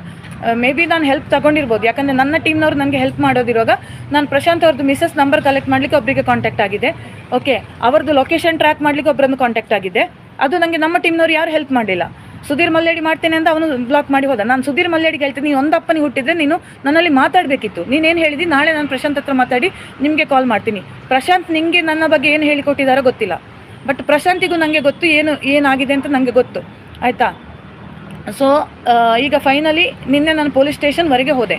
ಈ ಪ್ರಕರಣವನ್ನು ACTs ಬರೆದು ಈ ಅಣ್ಣಾ ಬಾಂಡ್ದು ಪೋಸ್ಟು, ವಿಜಯ ನಾರವಿ, ಸುಧೀರ್ ಮಲ್ಯಾಡಿ, ದಿನೇಶ್ ಗಾಣಿಗ, ಪ್ರಶಾಂತ್ PRS ಇವರದ್ದು ಕಂಪ್ಲೇಂಟ್ ರೆಡಿಯಾಗಿ ನಿನ್ನೆ ನಾನು ಬೊಮ್ಮನಹಳ್ಳಿ ಪೊಲೀಸ್ ಸ್ಟೇಷನಲ್ಲಿ ಕಂಪ್ಲೇಂಟ್ ಕೊಟ್ಟಿದ್ದೀನಿ. ಇವತ್ತು ಸಂಜೆ ಹೋಗಬೇಕಿದೆ, ಅದು FIR ಮಾಡಬೇಕು ಅಂತ ಅವ್ರು ಹೇಳಿದ್ದಾರೆ. ಯಾಕಂದರೆ ಕಂಟೆಂಟ್ ಎಲ್ಲ ಆ್ಯಸ್ ಇಟ್ ಈಸ್, ನಾನು ಯಾವತ್ತೂ ಸುಳ್ಳು ಹೇಳಲ್ಲ, ಆ್ಯಸ್ ಇಟ್ ಈಸ್ ನಾನು ಕಂಟೆಂಟ್ ಬರೆದು ಕೊಟ್ಟು ಪೊಲೀಸ್ ಸ್ಟೇಷನಲ್ಲಿ ಕೊಟ್ಟು ಬಂದಿದ್ದೀನಿ. ಇನ್ ಬಿಟ್ವೀನ್ ನನಗೆ ಒಬ್ಬರು ಕಾಲ್ ಮಾಡಿದ್ದಾರೆ, ವಿಷಯವನ್ನು ಸಾಲ್ವ್ ಮಾಡೋಣ, ಯಾಕಂದರೆ ಇದು ಥರ್ಡ್ ಪಾರ್ಟಿ ಡಿ ಗ್ಯಾಂಗ್ನವರಿಗೆ ಒಳ್ಳೆ ಆಹಾರವಾಗಿ ಸಿಕ್ಕಿದೆ, ಅದು ಪಬ್ಲಿಸಿಟಿ ಆಗ್ತಿದೆ. ಈಗಲೂ ಹೇಳ್ತಿದ್ದೀನಿ, ನಾನು ಸೌಜನ್ಯ ಹೋರಾಟದಿಂದ ಹಿಂದೆ ಸರಿದಿದ್ದೀನಿ. ಸೌಜನ್ಯ ಹೋರಾಟದಲ್ಲಿ ನಾನಿಲ್ಲ, ಯಾಕಂದರೆ ಅಲ್ಲಿ ತುಂಬ ಗುಳ್ಳೆ ನರಿಗಳಿದ್ದಾರೆ, ಶತ್ರುಗಳಿದ್ದಾರೆ. ನನಗೆ ಡಿ ಗ್ಯಾಂಗ್ ಆದ್ರೆ ಆಗ್ಬೋದು, ನಮ್ಮ ಒಳಗಿನ ಶತ್ರುಗಳಲ್ಲ. ನೀವೇ ಅಂದ್ಕೊಳ್ಳಿ, ನಿಮ್ಮ ಮನೆಯಲ್ಲಿ ನಿಮಗೆ ಶತ್ರುಗಳಿದ್ರೆ ನಿಮಗೆ ಹೇಗೆ ಅನಿಸ್ಬೋದು? ಸೊ ಈ ಸೂಚನೆ ನನಗೆ ಸಿಕ್ಕಿದೆ ನನ್ನ ಫ್ಯಾಮಿಲಿಯಿಂದ. ನನ್ನ ಅಕ್ಕನೂ ಹೇಳಿದ್ಲು, ಹೊಸ ಮನೆಗೆ ಬಂದಿದೆಯಾ, ಮೈಂಡ್ ಚೇಂಜ್ ಮಾಡು, ಸಾತ್ವಿಕ ದೇವ್ರದ್ದೆಲ್ಲ ನಂಬುದು ಬಿಟ್ಟಿದ್ದೆ ನಾನು. 2 ವರ್ಷ ದೇವರ ದೀಪನೇ ಹೊತ್ತಿಸಿರಲಿಲ್ಲ. ನನಗೆ ಸೌಜನ್ಯನಿಗೆ ನ್ಯಾಯ ಸಿಗಬೇಕು, ಅಲ್ಲಿವರೆಗೆ ದೇವರ ದೀಪ ಹೊತ್ತಿಸಲ್ಲ ಅಂತ. ಮೊನ್ನೆ ಅವಳ ಕಡೆಯಿಂದಲೇ ಗಣಹೋಮ ಮಾಡಿಸಿ, ಹೊಸ ಮನೆಯಲ್ಲಿ ಗಣಹೋಮ ಮಾಡಿಸಿ ನನ್ನನ್ನು ಕಂಪ್ಲೀಟ್ ಅವರು, ನನ್ನ ಫ್ಯಾಮಿಲಿಯವರು ವಾಪಸ್ ನನ್ನ ಫ್ಯಾಮಿಲಿಗೆ ಕರ್ಕೊಂಡು ಬಂದಿದ್ದಾರೆ. ನಾನು ಸೌಜನ್ಯ ಹೋರಾಟ ಇದ್ದರೆ ನನ್ನ ಫ್ಯಾಮಿಲಿಯನ್ನು ಡಿಸ್ಕನೆಕ್ಟಿನ್ಯೂ ಮಾಡ್ತೀನಿ ಅಂತ ಗೊತ್ತಾದ ಮೇಲೆ ನಾನು ಸೌಜನ್ಯ ಹೋರಾಟವನ್ನು ಬಿಟ್ಟಿದ್ದೀನಿ. ನಾನು ಇದನ್ನು ಕುಸುಮಕ್ಕನಿಗೂ ಹೇಳಿದ್ದೀನಿ, ಮಹೇಶ್ ಅಣ್ಣನ ಟೀಮ್ ಆದ ಅನಿಲ್ ಅಂತರವರಿಗೆ ಹೇಳಿದ್ದೀನಿ. ಚಂದದಲ್ಲೇ ನಾನು ಹೊರಗೆ ಬರ್ತಾ ಇದ್ದೀನಿ. ಹೊರಗೆ ಬಂದ ಮೇಲೆ ನನ್ನನ್ನು ಸೈಕೋ ಅಂತ ಪ್ರಶಾಂತ್ ಅವರು ಎಗೇನ್ ಬಿಂಬಿಸ್ತಾ ಇದ್ದಾರೆ. ಇರಲಿ ಬಿಡಿ, ನಾನು ಒಂದು ಸ್ಟೇಟ್ಮೆಂಟ್ ಹೇಳಿದ್ದೀನಿ, ಕಾಮಾಲೆರೋಗರಿಗೆ ಎಲ್ಲ ಕಾಮಾಲೆಯಾಗಿ ಕಾಣ್ಬೋದು. ಯಾಕಂದರೆ ಈ ಪ್ರಶಾಂತ್ ಅವರ ಬಗ್ಗೆ ನಾನು ವಿಚಾರ ಮಾಡಿದಾಗ ಅವರ ಊರಿನವರು ಹೇಳಿದ್ರು ಅವನು ಒಬ್ಬ ಸೈಕೋ ಅಂತ. ಮತ್ತು ನಾನು ಒಬ್ಬಳು ಸ್ವಾತಿ ಪೂಜಾರಿ ಅವರಲ್ಲಿ ಮಾತಾಡುವಾಗ ಅವಳೇನು ಹೇಳಿಲ್ಲ ನನಗೆ ಇವರ ಬಗ್ಗೆ. ಅವರ ಹೆಂಡತಿದ ನಂಬರ್ ಕೊಡ್ತೀನಿ, ಅವರಲ್ಲೇ ಮಾತಾಡಿ ಅಂತ. ನನಗೆ ಅವ್ರದ್ದು ಪರ್ಸನಲ್ ವಿಷಯ ಬೇಡ, ಆದ ಕಾರಣ ನಾನು ಪಬ್ಲಿಕ್ ಏನು ಡಿಸ್ಕಸ್ ಮಾಡಲ್ಲ, ಅದು ಅವರಿಬ್ಬರಿಗೆ ಬಿಟ್ಟಿತ್ತು. ಬಟ್ ನನಗೆ ಪ್ರಶಾಂತ್ ಹೆಂಡತಿಯಿಂದ ತಿಳ್ಕೊಬೇಕಿತ್ತು ಪ್ರಶಾಂತ್ ಹೇಗೆ ಅಂತ. ಯಾಕಂದರೆ ನನಗೆ ಇಲ್ಲಿ ಪ್ರಾಬ್ಲಮ್ ಆಗಿರೋದು ದುಡ್ಡಲ್ಲ, ದುಡ್ಡು ನಾನು ಬಿಡ್ತಿದ್ದೆ. ಯಾಕಂದರೆ ನನ್ನದು 10 ಲಕ್ಷ ರೂಪಾಯಿ ಔಟ್ಸೈಡ್ ಇದೆ, 8 ಲಕ್ಷ ಕೋರ್ಟಲ್ಲಿದೆ, ನನ್ನದು ಲೀಸ್ ಅಮೌಂಟ್ ಸಿಗೋದಕ್ಕಿದೆ. 2 ಲಕ್ಷ ನಾನು ಪರ್ಸನಲಿ ಸಾಲ ಕೊಟ್ಟಿದ್ದೀನಿ ಬೇರೆಯವರಿಗೆ. ನಾನು ದುಡ್ಡು ಅಮೌಂಟನ್ನು ತುಂಬ ವಿಚಾರಕ್ಕೆ ನಾನು ಹೆಲ್ಪ್ ಮಾಡಿದ್ದೀನಿ. ಅವರಲ್ಲಿ ಯಾರಲ್ಲೂ ನಾನು ಇಷ್ಟು ಗಲಾಟೆ ಮಾಡಿಲ್ಲ. ಈ ಪ್ರಶಾಂತ್ ಮಾಡಿದ್ದು ವಿಶ್ವಾಸ ದ್ರೋಹ. ನಾನು ದುಡ್ಡು ಕೇಳಿದಾಗ ಬ್ಲಾಕ್ ಮಾಡೋದು, ಕೈಗೆ ಸಿಗದಾಗೆ ಮಾಡೋದು. ನನಗೆ ಪರ್ಸ್ನಲಿ ಏನೂ ರಿಲೇಷನ್ಶಿಪ್ ಇಲ್ಲ ಈ ವ್ಯಕ್ತಿ ಬಗ್ಗೆ. ಎಷ್ಟು ದ್ವೇಷ ಬಂದಿದೆ ಅಂದರೆ ಅಷ್ಟು ದ್ವೇಷ ನನಗೆ ಬಂದಿದೆ. ಇವಾಗಲೂ ನನಗೆ ಅಷ್ಟೇ ದ್ವೇಷ ಇದೆ. ವಿಶ್ವಾಸ ವಂಚನೆ ಅಂತ ಒಂದಿದೆ, ಅದನ್ನು ನನ್ನ ಹೆಸರು ಹಾಳು ಮಾಡಿದರು. ನನಗೆ ಇಷ್ಟರವರೆಗೆ ಒಂದು ಒಳ್ಳೆ ಹೆಸರಿತ್ತು, ಈಗಲೂ ಇದೆ. ನಾನೇನು ತಪ್ಪು ಮಾಡಿಲ್ಲ, ನನ್ನ ಆತ್ಮಸಾಕ್ಷಿಗೆ ನಾನು ಸರಿಯಾಗಿ ಇದ್ದೀನಿ. ಎಲ್ಲ ಮಾಡಿರೋದು ಅಣ್ಣಾ ಬಾಂಡ್ ಮತ್ತು ವಿಜಯ ನಾರವಿ ಎಂದು ಇಬ್ಬರು ಕುತಂತ್ರಿಗಳು, ಸೌಜನ್ಯ ಹೋರಾಟಗಾರರು ಅಂತ ಫೇಕ್ ಮುಖವಾಡ ಇಟ್ಟುಕೊಂಡವರು. ಇವರಿಂದಲೇ ಹೋರಾಟಕ್ಕೆ ತೊಂದರೆ ಆಗ್ತಿದೆ, ಮುಂದೆ ಗಮನಿಸಿ, ಖಂಡಿತ ಆಗುತ್ತೆ. ಸೊ ಇಂಥ ಒಂದು ಅಪಾಯದ ಸಿಚುವೇಷನಲ್ಲಿ ನಾನಿರೋದ್ರಿಂದ, ನನ್ನ ಫ್ಯಾಮಿಲಿ ನನಗೆ ತುಂಬ ಇಂಪಾರ್ಟೆಂಟ್ ಆಗಿರೋದ್ರಿಂದ, ನನ್ನ ಸೊಸೈಟಿ ನನಗೆ ತುಂಬ ರೆಸ್ಪೆಕ್ಟ್ ಕೊಟ್ಟಿದೆ. ನನ್ನ ಜಾಬಲ್ಲಾಗಲಿ, ನನ್ನ ಟೀಚಿಂಗ್ ಪ್ರೊಫೆಷನಲ್ಲಿದೆ, ತುಂಬ ರೆಪ್ಯೂಟೆಡ್ ಫ್ಯಾಮಿಲಿಯಿಂದ ಬಂದವಳು ನಾನು. ಆ ಬ್ಯಾಕ್ ಟು ನಾನು ನನ್ನ ಫ್ಯಾಮಿಲಿಗೆ ಹೋಗ್ತಾ ಇದ್ದೀನಿ. ನಾನು ಸೌಜನ್ಯ ಹೋರಾಟವನ್ನು ಬಿಟ್ಟಿದ್ದೀನಿ. ಸೌಜನ್ಯ ವಿಚಾರ ಏನಿದ್ರು ನನಗೆ ಬೇಡನೇ ಬೇಡ. ನಾನು ಪ್ರತಿಯೊಂದು ಗ್ರೂಪನ್ನು ಡಿಲೀಟ್ ಮಾಡಿದ್ದೀನಿ. ಅದು ಹೋರಾಟ ಅಲ್ಲ, ಅದು ಹಾರಾಟ. ಅದರ ಹಿಂದೆ ದೊಡ್ಡ ಷಡ್ಯಂತ್ರ ಇದೆ. ಒಬ್ಬೊಬ್ಬರ ನಕಲಿ ಮುಖವಾಡಗಳನ್ನು ನಾನು ಮುಂದಿನ ಎಪಿಸೋಡ್ ಆಗಿ, ಡಿ ಗ್ಯಾಂಗ್ ಪರವಾಗಿ ಅಲ್ಲ, ಇಂಡಿವಿಜುವಲ್ ಆಗಿ, ಇಂಡಿವಿಜುವಲ್ ಆಗಿ ನನಗೆ ಸೌಜನ್ಯ ಹೋರಾಟದಿಂದ ಏನು ತೊಂದರೆ ಆಯಿತು ಅಂತ ಒಂದೊಂದು ಎಪಿಸೋಡ್ ಆಗಿ ನಾನು ಹಾಕ್ತಾ ಇದ್ದೀನಿ, ವಿದ್ ದಾಖಲೆ ಸಮೇತ. ಒಬ್ಬೊಬ್ಬರ ಮುಖವಾಡವನ್ನು ನಾನು ಕಳಿಸ್ಲಿಕ್ಕಿದ್ದೀನಿ. ಸೊ ನಾಳೆಯಿಂದ ಒಂದು ದಿವಸ ಒಬ್ಬೊಬ್ಬರ ಬಗ್ಗೆ ಹೇಳ್ತಾ ಇದ್ದೀನಿ. ನಾನು ಸತ್ಯನೋ ತಪ್ಪೋ, ನೀವು ಸೈಕೋ ಅಂದರೂ ಬೇಜಾರಿಲ್ಲ, ಬಟ್ ನಾನು ಹೊರಗೆ ಬರಬೇಕಿದ್ರೆ ನನಗಾದ ಕೆಟ್ಟ ಅನುಭವಗಳನ್ನು ಹೇಳಿ ಹೊರಗೆ ಬರಬೇಕು ಅಂತ ಇದ್ದೀನಿ. ಸೊ ಇದಿಷ್ಟು ಪ್ರಶಾಂತ್ ಅವರು ನನ್ನ ಬಗ್ಗೆ ಮಾಡಿದ ಈ ಒಂದು ಆಡಿಯೋ ಈಗೆಲ್ಲ ಗ್ರೂಪಲ್ಲಿ ಸ್ಪ್ರೆಡ್ ಆಗ್ತಿದೆ. ಏನು ಸಂಬಂಧ ಇಲ್ಲ, ನಾನು ಸೈಕೋ ಅಂತ. ಆ ಒಂದು ವಿಡಿಯೋ ಅವರೇ ಮಾಡಿದ ಒಂದು ಇಂಟರ್ವ್ಯೂ, ನೀವು ಸೈಕೋ ಅಂತೀರಿ ಯಾಕೆ ಅಂತ ಅದೊಂದು ಕ್ಲಾರಿಫಿಕೇಷನ್ ಕೊಟ್ಟಿದ್ದು. ಆ ವಿಡಿಯೋವನ್ನು ಅವರು ಡಿಲೀಟ್ ಮಾಡಿದ್ದಾರೆ, ಪ್ರೈವೇಟ್ ಮಾಡಿ ಇಟ್ಟಿದ್ದಾರೆ. ಯಾಕಂದರೆ ಅದರಲ್ಲಿ ಒಂದು 17K ವ್ಯೂ ಆಗಿದೆ. ಅದೇ ಸ್ವಲ್ಪ ದುಡ್ಡು ಬಂತಂತಾನೆ ಮನುಷ್ಯನಿಗೆ. ಈಗ ನನ್ನನ್ನು ಪ್ರೈವೇಟ್ ಆಗಿ ಬಿಟ್ಟು ಇದು ಮಾಡ್ತಾ ಇದ್ದಾರೆ. ಮತ್ತೊಂದು ಈಗ ಆಡಿಯೋ ಮಾಡಿದ್ದಾರೆ ಸುಧೀರ್ ಮಲ್ಯಾಡಿಗೆ ಬೈದ ಅಂತ. ಸುಧೀರ್ ಮಲ್ಯಾಡಿಗೆ ಈಗಲೂ ಬೈತಿದ್ದೀನಿ. ಒಂದಪ್ಪನಿಗೆ ಹುಟ್ಟಿದೆ, ನಾನು ಅನ್ಬ್ಲಾಕ್ ಮಾಡಿ ಒಮ್ಮೆ ಮಾತಾಡು. ದಿನೇಶ್ ಗಾಣಿಗ ಪಕ್ಕ 420 ನಾನು ಪ್ರೂವ್ ಮಾಡ್ತೀನಿ. ಅವನು ಯಾಕೆ ಸೌಜನ್ಯ ಹೋರಾಟಕ್ಕೆ ಬಂದ, ದೊಡ್ಡ ಕಥೆ ಇದೆ ಅದರ ಹಿಂದೆ, ಅದನ್ನು ಪ್ರೂವ್ ಮಾಡ್ತೀನಿ ನಾನು. ಅವ್ನು ನನಗೆ ಬೈದ ಸ್ಟೇಟ್ಮೆಂಟ್ಗಳು, ಇವರೆಲ್ಲ ಸೌಜನ್ಯನಿಗೆ ನ್ಯಾಯ ಕೊಡಿಸುವವರ. ನಾನು ಸೌಜನ್ಯ ಹೋರಾಟದಲ್ಲಿದ್ದ, ಹೋರಾಟ ಅಂತ ಹೇಳಲ್ಲ, ನನಗೆ ಅದು ಇಷ್ಟನೂ ಇಲ್ಲ. ಅದು ಹೋರಾಟ ಅಲ್ಲ, ಅದು ಹಾರಾಟನೋ ಚೀರಾಟನೋ ಏನೋ ಒಂದು ನಾಟಕನೋ ನನಗೆ ಗೊತ್ತಿಲ್ಲ, ದೊಡ್ಡ ಡ್ರಾಮನೋ ಷಡ್ಯಂತ್ರನೋ ಏನೋ ಒಂದದು. ನಾನು ಎಲ್ಲ ವಿಚಾರವನ್ನು, ಒಬ್ಬೊಬ್ಬರ ವಿಚಾರವನ್ನು ಹೇಳ್ತೀನಿ. ನಾನು ಒಳ್ಳೆಯವರೆಲ್ಲ ಹಿಂದೆ ಸರಿದಿದ್ದಾರೆ. ಈ ಬುರುಡೆ ಗ್ಯಾಂಗ್ ಬಂದ ಮೇಲೆ ಸತ್ಯವಂತರಿಗೆ ಅಲ್ಲಿ ನಿಲ್ಲಕ್ಕೆ ಆಗಲಿಲ್ಲ. ಸತ್ಯ ಹೇಳುವವರು ಹಿಂದೆ ಸರಿದು ಬಂದಿದ್ದಾರೆ. ಅದರಲ್ಲಿ ನಾನು ಒಬ್ಬಳು, ನಾನು ಕೊನೆಯವಳು ಇರ್ಬೋದು, ಇನ್ನು ನಕಲಿ ಹೋರಾಟಗಾರರೆಲ್ಲ ಇದ್ದಾರೆ, ಇನ್ನೊಂದೊಂದೇ ಫಿಲ್ಟರ್ ಆಗ್ತಾಯಿದೆ. ನನಗೆ ಆಗಲ್ಲ, ಯಾಕಂದರೆ ಸತ್ಯದ ಧರ್ಮದ ಪರ ನಾನು ಇರೋಳು, ನಾನು ಅಣ್ಣಪ್ಪ ಮಂಜುನಾಥ್ ಭಕ್ತೆ, ಹಾಗಂತ ನಾನು ವೀರೇಂದ್ರ ಹೆಗ್ಡೆ ಅವರ ಪರವಾಗಿ ಅಲ್ಲ. ಈಗಲೂ ನಾನು ವಾಪಸ್ ಇದ್ದೀನಿ ಅದರಲ್ಲಿ, ಯಾಕಂದರೆ ನನಗೆ ಅವರ ಡಿ ಗ್ಯಾಂಗ್ ನನಗೆ ಈಗಲೂ ಆಗಲ್ಲ. ಬಟ್ ಕೆಲವರು ನನಗೆ ಸಪೋರ್ಟ್ ಮಾಡಿದ್ದಾರೆ. ಹೌದು, ನಿಮಗೆ ಬೇಕಿತ್ತ ಇದು ಅಂತ ಕೇಳಿದ್ದಾರೆ. ಕರ್ಮ ರಿಟರ್ನ್ಸ್ ಅಂದಿದ್ದಾರೆ. ಹೌದು, ಕರ್ಮ ರಿಟರ್ನ್ಸ್ ಅಂದೆ. ನಾನು ಮಾಡಿದ ತಪ್ಪಿಗೆ ನಾನು ಶಿಕ್ಷೆ ಅನುಭವಿಸಿದೆ. ನನಗೆ ನಿಜ ಮುಖವಾಡ ಗೊತ್ತಾಯಿತು ಹೋರಾಟಗಾರದು, ನಾನು ಹಿಂದೆ ಸರಿದೆ. ನನಗೆ ಇನ್ನು ಈ ಸೌಜನ್ಯ ಹೋರಾಟಗಾರಿಗೂ ನನಗೂ ಯಾವುದೇ ಸಂಬಂಧ ಇಲ್ಲ. ಆಮೇಲೆ ನಾರ್ಮಲ್ ಇಂಡಿವಿಜುವಲ್ ಅನಿತಾ ಕಾಸರಗೋಡು ಎಂಬ ಯೂಟ್ಯೂಬ್ ಈ ಚಾನಲಲ್ಲಿ ನಾನು ಫೇಸ್ಬುಕ್ ಸದ್ಯಕ್ಕೆ ಮಾಡಲ್ಲ. ನನಗೆ ಅದು ತುಂಬ ಡಿಸ್ಟರ್ಬೆನ್ಸ್ ಆಗಿದೆ ಈ ಫೇಸ್ಬುಕ್ಕಿಂದ. ನನ್ನ ಫ್ಯಾಮಿಲಿಗೆ ನಂಗೆ ತುಂಬ ಪ್ರಾಬ್ಲಮ್ ಆಗಿದೆ, ನನ್ನ ಅಕ್ಕನಿಗೆ ಮಕ್ಕಳಿಗೆ ತುಂಬ ಸಮಸ್ಯೆ ಆಗಿದೆ ಈ ಹೋರಾಟದಿಂದ. ಸೊ ನಾನು ನನ್ನ ಫ್ಯಾಮಿಲಿಯವರಲ್ಲಿ ಕ್ಷಮೆ ಕೇಳ್ತಾ ಇದ್ದೀನಿ, ಯಾಕಂದರೆ 2 ವರ್ಷ ನಿಮ್ಮನ್ನು ನಾನು ತುಂಬ ಅವಾಯ್ಡ್ ಮಾಡಿದ್ದೀನಿ ಸೌಜನ್ಯ ಹೋರಾಟದ ವಿಷಯದಲ್ಲಿ ತುಂಬ. ಆದರೂ ನೀವು ಎಲ್ಲವನ್ನು ಸಹಿಸಿಕೊಂಡು ಮತ್ತೆ ನನ್ನನ್ನು ವಾಪಸ್ ನಿಮ್ಮ ಪ್ರಾರ್ಥನೆ ಫಲವಾಗಿ ನಾನು ನಿಮ್ಮ ಬಳಿಗೆ ಬಂದಿದ್ದೀನಿ. ನನ್ನ ಅಕ್ಕ ತಂಗಿಯರ ಬಳಿಗೆ, ನನ್ನ ಫ್ಯಾಮಿಲಿಗೆ, ನನ್ನ 2 ಫ್ಯಾಮಿಲಿಗೂ ನಾನು ತುಂಬ ಥ್ಯಾಂಕ್ಸ್ ಹೇಳ್ತಾ ಇದ್ದೀನಿ, ನನ್ನ ವಾಪಸ್ ಸೌಜನ್ಯ ಹೋರಾಟದಿಂದ ಹಿಂದೆ ಕರೆದುಕೊಂಡು ಬಂದಿದ್ದಕ್ಕೆ. ಯಾಕಂದರೆ ನಿನ್ನೆ ನಮ್ಮ ಡಿ ಗ್ಯಾಂಗಿನ ಸದಸ್ಯೊಬ್ಬಳು ನನಗೆ ಹೇಳಿದ್ದು, ನಿಮಗೆ ಸುಮ್ಮನೆ ಚೆನ್ನಾಗಿ ಒಳ್ಳೆ ಹೆಸರಿತ್ತು, ನನಗೆ ಒಳ್ಳೆ ಹೆಸರಿತ್ತು, ನಮ್ಮ ಫ್ಯಾಮಿಲಿ ಬ್ಯಾಕ್ಗ್ರೌಂಡ್ ಚೆನ್ನಾಗಿತ್ತು. ಕಾಸರಗೋಡಲ್ಲಿ ಶಾನ್ಭೋಗರ ಫ್ಯಾಮಿಲಿ ಅಂದರೆ ತುಂಬ ಫೇಮಸ್ಸು. ನನ್ನ ಅಕ್ಕನ ತಂಗಿಯರೆಲ್ಲ ತುಂಬ ಎಜುಕೇಟೆಡ್, ಒಳ್ಳೆ ಜಾಬಲ್ಲಿದ್ದರು. ನಾನು ಮಾತ್ರ ಈ ಹೋರಾಟಕ್ಕೆ ಬಂದು ನನಗೆ ಬೇಡದ ಇದನ್ನು ನಾನು ಕೇಳಬೇಕಾಗಿ ಬಂತು. ಇದೇ ಪ್ರಶಾಂತ್ ಮತ್ತು ನನ್ನ ವಿಷಯದಲ್ಲಿ ತುಂಬ ಬೇಡದ ನಿಮಗೆ ಅಪವಾದಗಳನ್ನು ಹಾಕಿದರು. ನನಗೆ ಅಂಥ ರಿಲೇಷನ್ಶಿಪ್ ಏನು ಇಲ್ಲ ಅವರಲ್ಲಿ. ಒಬ್ಬ ಮಾನವೀಯತೆ ದೃಷ್ಟಿಯಿಂದ ನಾನು ಅವರಿಗೆ ಹೆಲ್ಪ್ ಮಾಡಿದೆ. ಇದು ನನ್ನ ಮನೆಯವರಿಗೆ ಗೊತ್ತು, ನನ್ನ ಆತ್ಮಸಾಕ್ಷಿ ಗೊತ್ತು, ದೇವರಿಗೆ ಗೊತ್ತು. ಆ ಪ್ರಶಾಂತ್ ಅದನ್ನು ಏನು ತಿಳ್ಕೊಂಡಿದ್ದಾನೆ ನಂಗೆ ಗೊತ್ತಿಲ್ಲ. ನಾನು ಮೇಬೇಲೆ ಬಿದ್ದಾಗೆ ಅವರು ಇದು ಮಾಡ್ತಾ ಇದ್ದಾರೆ. ಅದನ್ನು ಅವರು ಇನ್ನೊಂದು ಕತೆ ಕಟ್ಟಿ ಅಣ್ಣಾಬಾಣ್ ಮತ್ತು ವಿಜಯನಾರಾವಿ ಸ್ಪ್ರೆಡ್ ಮಾಡಿದ್ದಾಳೆ. ಏನು ಮಾಡಿದ್ರು, ನಾನು ಎಲ್ಲ ಸೌಜನ್ಯನ ಮತ್ತು ಅಣ್ಣಪ್ಪ ಮಂಜುನಾಥನ ಪಾದಕ್ಕೆ ಅರ್ಪಿಸಿದ್ದೇನೆ ನಾನು. ಯಾಕಂದರೆ ಒಂದು ಮೀಟಿಂಗ್ ಆಗಲಿಕ್ಕಿದೆ ನಮ್ಮದು, ದುಡ್ಡಿನ ವ್ಯವಹಾರ ಸರಿ ಮಾಡಿಕೊಡ್ತೀನಿ ಅಂತ ಒಬ್ಬರು ಕಾಂಪ್ರಮೈಸ್ ಮಾಡಿದ್ದಾರೆ ನಿನ್ನೆ. ಫೈನಲಿ ಅದು ಪೊಲೀಸ್ ಸ್ಟೇಷನಲ್ಲಿ ಇದೆ, FIR ಕಂಪ್ಲೇಂಟ್ ಇನ್ನು ಇವತ್ತು ಫೈನಲೈಸ್ ಆಗಬೇಕಿದೆ. 2 ರೀತಿಯಲ್ಲಿ ನಾನು ಮೂವ್ ಆಗ್ತೀನಿ, ಯಾಕಂದರೆ ನನಗೆ ಆದ ಅನ್ಯಾಯವನ್ನು ನಾನು ಫಸ್ಟೇ ಮಾಡಿಯೇ ಮಾಡ್ತೀನಿ. ನನಗೆ ಈ ಹೋರಾಟದಿಂದ ತುಂಬ ಕೆಟ್ಟ ಅನುಭವಗಳಾಗಿದೆ. ನಾನು ಒಂದು ಹೇಳ್ತಾ ಇದ್ದೀನಿ, ಸೌಜನ್ಯ ಹೋರಾಟಗಾರರಲ್ಲಿ ಯಾರಾದರೂ ಸತ್ಯವಂತರಿದೆ ದಯವಿಟ್ಟು ಹೊರಗೆ ಬನ್ನಿ. ತುಂಬ ಅಪಾಯದ ಸಿಚುವೇಷನಲ್ಲಿ ಆ ಕೇಸ್ ಇದೆ. ಸೌಜನ್ಯನಿಗೆ ನ್ಯಾಯ ಸಿಗಬೇಕು, ನಾವು ಇಂಡಿವಿಜುವಲಿ ಮಾತಾಡೋಣ. ಬಟ್ ಆ ಗ್ಯಾಂಗ್ ಜೊತೆ ಸೇರಬೇಡಿ. ಈ ದಗಲ್ಬಾಜಿ ಗ್ಯಾಂಗ್ ಧರ್ಮಸ್ಥಳದ ಗ್ಯಾಂಗ್ ಅಲ್ಲ, ಅದಕ್ಕಿಂತ ಹೊರಿಬಲ್ ಇದೆ ಸೌಜನ್ಯ ಹೋರಾಟಗಾರರ ಗ್ಯಾಂಗ್. ನಾನು ಒಬ್ಬೊಬ್ಬರದ್ದು ಮುಖವಾಡನ ನಿಮಗೆ ಕಳಿಸ್ತೀನಿ. ನನಗೆ ಆದ ಕೆಟ್ಟ ಅನುಭವಗಳ ಮೂಲಕನೇ ಬರ್ತೀನಿ, ನಾನು ಹೊರಗೆ ಬರ್ತಾ ಇದ್ದೀನಿ. ಸೌಜನ್ಯನಿಗೆ ನ್ಯಾಯ ಸಿಗಬೇಕು, ಕುಸುಮಾವತಿ ಅವರಿಗೆ ನೋವಿಗೆ ಇದು ಸಿಗಬೇಕು, ಮಹೇಶ್ ಅಣ್ಣನ ಹೋರಾಟಕ್ಕೆ ಫಲ ಸಿಗಬೇಕು. ಅದರಲ್ಲಿ ಗುಳ್ಳೆ ನರಿಗಳಿಸಲು ಕುತಂತ್ರಿಗಳು ಪ್ರಚಾರಕ್ಕಾಗಿ ಸೇರಿಕೊಂಡಿದ್ದಾವೆ. ಇವುಗಳ ಮುಖವಾಡವನ್ನು ಸದ್ಯಕ್ಕೆ ಬಯಲು ಮಾಡ್ತಾ ಇದ್ದೀನಿ ವಿತ್ ದಾಖಲೆ ಸಮೇತ. ಪ್ರಶಾಂತ್ ಅವರಿಗೆ ಈ ಮೂಲಕ ನಾನು ಹೇಳ್ತಾ ಇದ್ದೀನಿ, ಪ್ರಶಾಂತ್ ಅವರೇ, ನೀವು ನನ್ನನ್ನು ಸೈಕೋ ಅಲ್ಲ ಅಂತ ಪ್ರೂವ್ ಮಾಡ್ಲಿಕ್ಕೆ ಒಂದು ಇಂಟರ್ವ್ಯೂ ಮಾಡಿದ್ರಿ, 17,000 ವ್ಯೂ ಆದಮೇಲೆ ಅದನ್ನು ಪ್ರೈವೇಟ್ ಮಾಡಿದ್ರಿ. ನಾನು ಸೈಕೋ ಅಂತ ಮತ್ತೆ ಎಗೈನ್ ಹೇಳ್ತಾ ಇದ್ದೀರಿ. ಓಕೆ, ನೀವು ಸೈಕೋ ಆದರೆ ನಾನು ಸೈಕೋ ಥರ ಕಾಣಿಸ್ಬೋದು, ವೆರಿ ಸಿಂಪಲ್. ಓಕೆ, ನಮಗೆ ಫೇಸ್ ಟು ಫೇಸ್ ಒಂದು ಮೀಟಿಂಗ್ ಇದೆಯಲ್ಲ, ಅಲ್ಲಿ ಕ್ಲಾರಿಫಿಕೇಶನ್ ಪ್ರಸನ್ನಕ್ಕೆ ಕೊಡ್ತೇನೆ ಅಂತ ಹೇಳಿದ್ದಾರೆ. ಈ ನಡುವೆ ನನ್ನ ಬಗ್ಗೆ ಅಪಪ್ರಚಾರ ಬೇಡ. ನೀವು ಯಾವ ಒತ್ತಾಯಕ್ಕೂ ಆ ಆಡಿಯೋ ಮಾಡಿದ್ದು ಅಂತ ನಂಗೆ ಗೊತ್ತಿಲ್ಲ. ಅದೇ ದಿನೇಶ್ ಗಾಣಿಗ ಇಸ್ ಪಕ್ಕಾ 420, ಸುಧೀರ್ ಮಲ್ಯಾಡಿ ಒಬ್ಬ ಹೇಡಿ, ನಾನು ಅದನ್ನು ಹೇಳಿನೇ ಮಾಡ್ತೀನಿ. ಗಿರೀಶ್ ಮಠನವ್ರು ನನಗೆ ರೆಸ್ಪಾಂಡ್ ಮಾಡ್ತಾ ಇಲ್ಲ. ಜಯಂತ್ ಟಿ ಹೆಲ್ಪ್ಲೆಸ್ ಆಗಿದ್ದಾರೆ ನನಗೆ ಹೆಲ್ಪ್ ಮಾಡೋಕ್ಕೆ. ಯಾವನೇ ಒಬ್ಬ ಹೋರಾಟಗಾರ ಒಂದು ಹೆಣ್ಣಿಗೆ ಅವಮಾನ ಆಗುವಾಗ ಇವರೆಲ್ಲ ಸೌಜನ್ಯನಿಗೆ ನ್ಯಾಯ ಕೊಡಿಸೋರ ಅಂತ ಕೇಳ್ತಾ ಇದ್ದೀನಿ ನಾನು. ಯಾಕಂದರೆ ನನಗೆ ನನ್ನ ಬಗ್ಗೆ ಒಂದು ಪೋಸ್ಟ್ ನಿನ್ನೆ ಅಣ್ಣಬಾಂಡು, ನಾನು ಸೀದಾ ಹಿಡ್ಕೊಂಡು ಪೊಲೀಸ್ ಅರ್ಧದಲ್ಲಿ ಜಾಬ್ ಬಿಟ್ಟು ನಾನು ಆಫೀಸ್ಗೆ ಬಂದವಳು ವಾಪಸ್ ನಾನು ಪೊಲೀಸ್ ಸ್ಟೇಷನ್ಗೆ ಹೋಗಿರೋದು, ಅಲ್ಲೇ ಇದ್ದೆ ನಾನು. ಅದನ್ನು ನೋಡಿದ ಆ ಪೊಲೀಸ್ ಸೌಮ್ಯ ಅಂತ ಇರೋ ಬೊಮ್ಮನಹಳ್ಳಿ ಪೊಲೀಸ್ ಸ್ಟೇಷನ್ ಪೊಲೀಸುಗಳು ಯಾವನಿವನು ಬರ್ದವನು ಅಂತ ಕೇಳಿದ. ಆ ಥರ ಕೆಟ್ಟ ಪೋಸ್ಟ್ ಹಾಕಿದೆ. ನಾನು ಆ ಪೋಸ್ಟನ್ನು ಓದಲಿಲ್ಲ, ತಗೊಂಡೋದೆ, ಮೊಬೈಲ್ ತಗೊಂಡ್ರೆ ಪೊಲೀಸರಿಗೆ ಕೊಟ್ಟೆ. ಡೈರೆಕ್ಟ್ FIR ಮಾಡಿದ್ರು. ಈ ಥರ ಹೋರಾಟಗಾರರು ಇರ್ತಾರ ಅಂತ ಕೇಳಿದ್ರು. ಇವರೆಲ್ಲ ಸೌಜನ್ಯ ನ್ಯಾಯ ಕೊಡಿಸೋರು ಅಂತ ಪೊಲೀಸರು ಕೇಳ್ತಾ ಇದ್ದಾರೆ. ಇದು ಏನು ಹೋರಾಟ ಇದು? ನೀವು ಹೋರಾಟದ ತಂಡದಲ್ಲೇ ಇದ್ದವರಲ್ವ ಅಂತ. ಇದು ಅಣ್ಣಾಬಾಂಡಿದ್ದು ಚರಿತ್ರೆ. ಅವನಿಗೆ ಒಂದು ಸ್ಪೆಷಲ್ ವೀಡಿಯೋ ಮಾಡಿ ಆಗ್ತಿದ್ದೀನಿ ಅಣ್ಣಾಬಾಂಡಿಗೆ. ನೀನೊಂದು ಮೆಸೇಜ್ ಸಿಕ್ಕಿದೆ, ನಾನು ತುಂಬ ಬಿಸಿ ಇದೆ. ಪೊಲೀಸ್ ಸ್ಟೇಷನ್ ಬರುವಾಗಲೇ ನಾನು ರಾತ್ರಿ 8 ಗಂಟೆ ಆಗಿದೆ. ಇವತ್ತು ಎಗೇನ್ ಹೋಗ್ಲಿಕ್ಕಿದೆ ನನಗೆ ಪೊಲೀಸ್ ಸ್ಟೇಷನ್ ಹೊಸದಲ್ಲೇ ಹೋರಾಟಕ್ಕೆ ಬಂದ ಮೇಲೆ. ಎಲ್ಲ ಒಂದು ಒಳ್ಳೆಯ ಅನುಭವ, ನಾನು ಹೇಳ್ತೀನಿ. ಪೊಲೀಸು, ಕೋರ್ಟು ಎಲ್ಲ ಒಳ್ಳೆಯ ಅನುಭವ. 2 ವರ್ಷದಲ್ಲಿ ತುಂಬ ಪಾಠಗಳನ್ನು ಕಲಿತೆ, ತುಂಬ ಜನರ ಮುಖವಾಡ ಗೊತ್ತಾಯಿತು. ನಾನು ಅದನ್ನು ಒಂದೊಂದು ಬಯಲು ಮಾಡ್ತಾ ಇದ್ದೀನಿ. ನನ್ನ ಇದೇ ಯೂಟ್ಯೂಬ್ ಚಾನಲಲ್ಲಿ ನಿಮಗೆ ಹೇಳ್ತಾ ಇದ್ದೀನಿ ಸದ್ಯಕ್ಕೆ. ಇದು ಪ್ರಶಾಂತಿಗಿರುವ ಬೇಜಾರಿಲ್ಲ. ನೀವು ಆದಷ್ಟು ಬೇಗ ಗುಣಮುಖರಾಗಿ, ನಿಮ್ಮ ಹೆಲ್ತ್ ಇಶ್ಯೂಸ್ನ ಗುಣಮುಖರಾಗಿ ನನ್ನ ದುಡ್ಡೊಂದು ವಾಪಸ್ ಕೊಟ್ಟು ಬಿಡಿ. ಮತ್ತೆ ನಿಮಗೂ ಯಾವುದೇ ಸಂಬಂಧ ಇಲ್ಲ.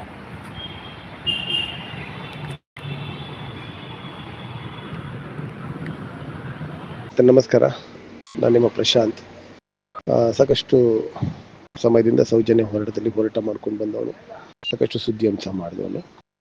ಆದರೆ ಇತ್ತೀಚೆಗೆ ನನ್ನ ಸಂಬಂಧಿಸಿದ ಒಂದು ವಿಚಾರ, ಅನಿತಾ ಕಾಸರಗೋಡು ಮತ್ತು ರಾಧಿಕಾ ಕಾಸರಗೋಡು ಅನ್ನುವ 2 ಹೆಸರಿನಿಂದ ಅವ್ರನ್ನ ಕರೀತಾರೆ. ಅವರು ನನ್ನ ಬಗ್ಗೆ ಬಹಳ ಅಪಪ್ರಚಾರವನ್ನು ಮಾಡ್ತಾ ಇದ್ದಾರೆ. ಯಾಕಂತ ಗೊತ್ತಿಲ್ಲ, ಅದರ ಹಿಂದಿನ ಉದ್ದೇಶ ಸಹ ಏನಂತ ನನಗೆ ಗೊತ್ತಿಲ್ಲ. ಆದರೆ ಅವರು ಈ ಸೌಜನ್ಯ ಪ್ರಕರಣವನ್ನು ಬಿಟ್ಟು ನಮ್ಮೊಂದಿಗೆ ಹೊರಗೆ ಒಂದು ವ್ಯವಹಾರಕ್ಕೆ ಮಾತಾಡಲಿಕ್ಕೆ ಬಂದದ್ದು. ವ್ಯವಹಾರಕ್ಕೆ ಸಂಬಂಧಪಟ್ಟು ಅವರು ಮತ್ತು ಅವ್ರ ಸ್ನೇಹಿತರು ಇನ್ನೊಬ್ಬರು ಇದ್ದರು. ಅವ್ರ ಜೊತೆ ವ್ಯವಹಾರ ಮಾತಾಡ್ಲಿಕ್ಕೆ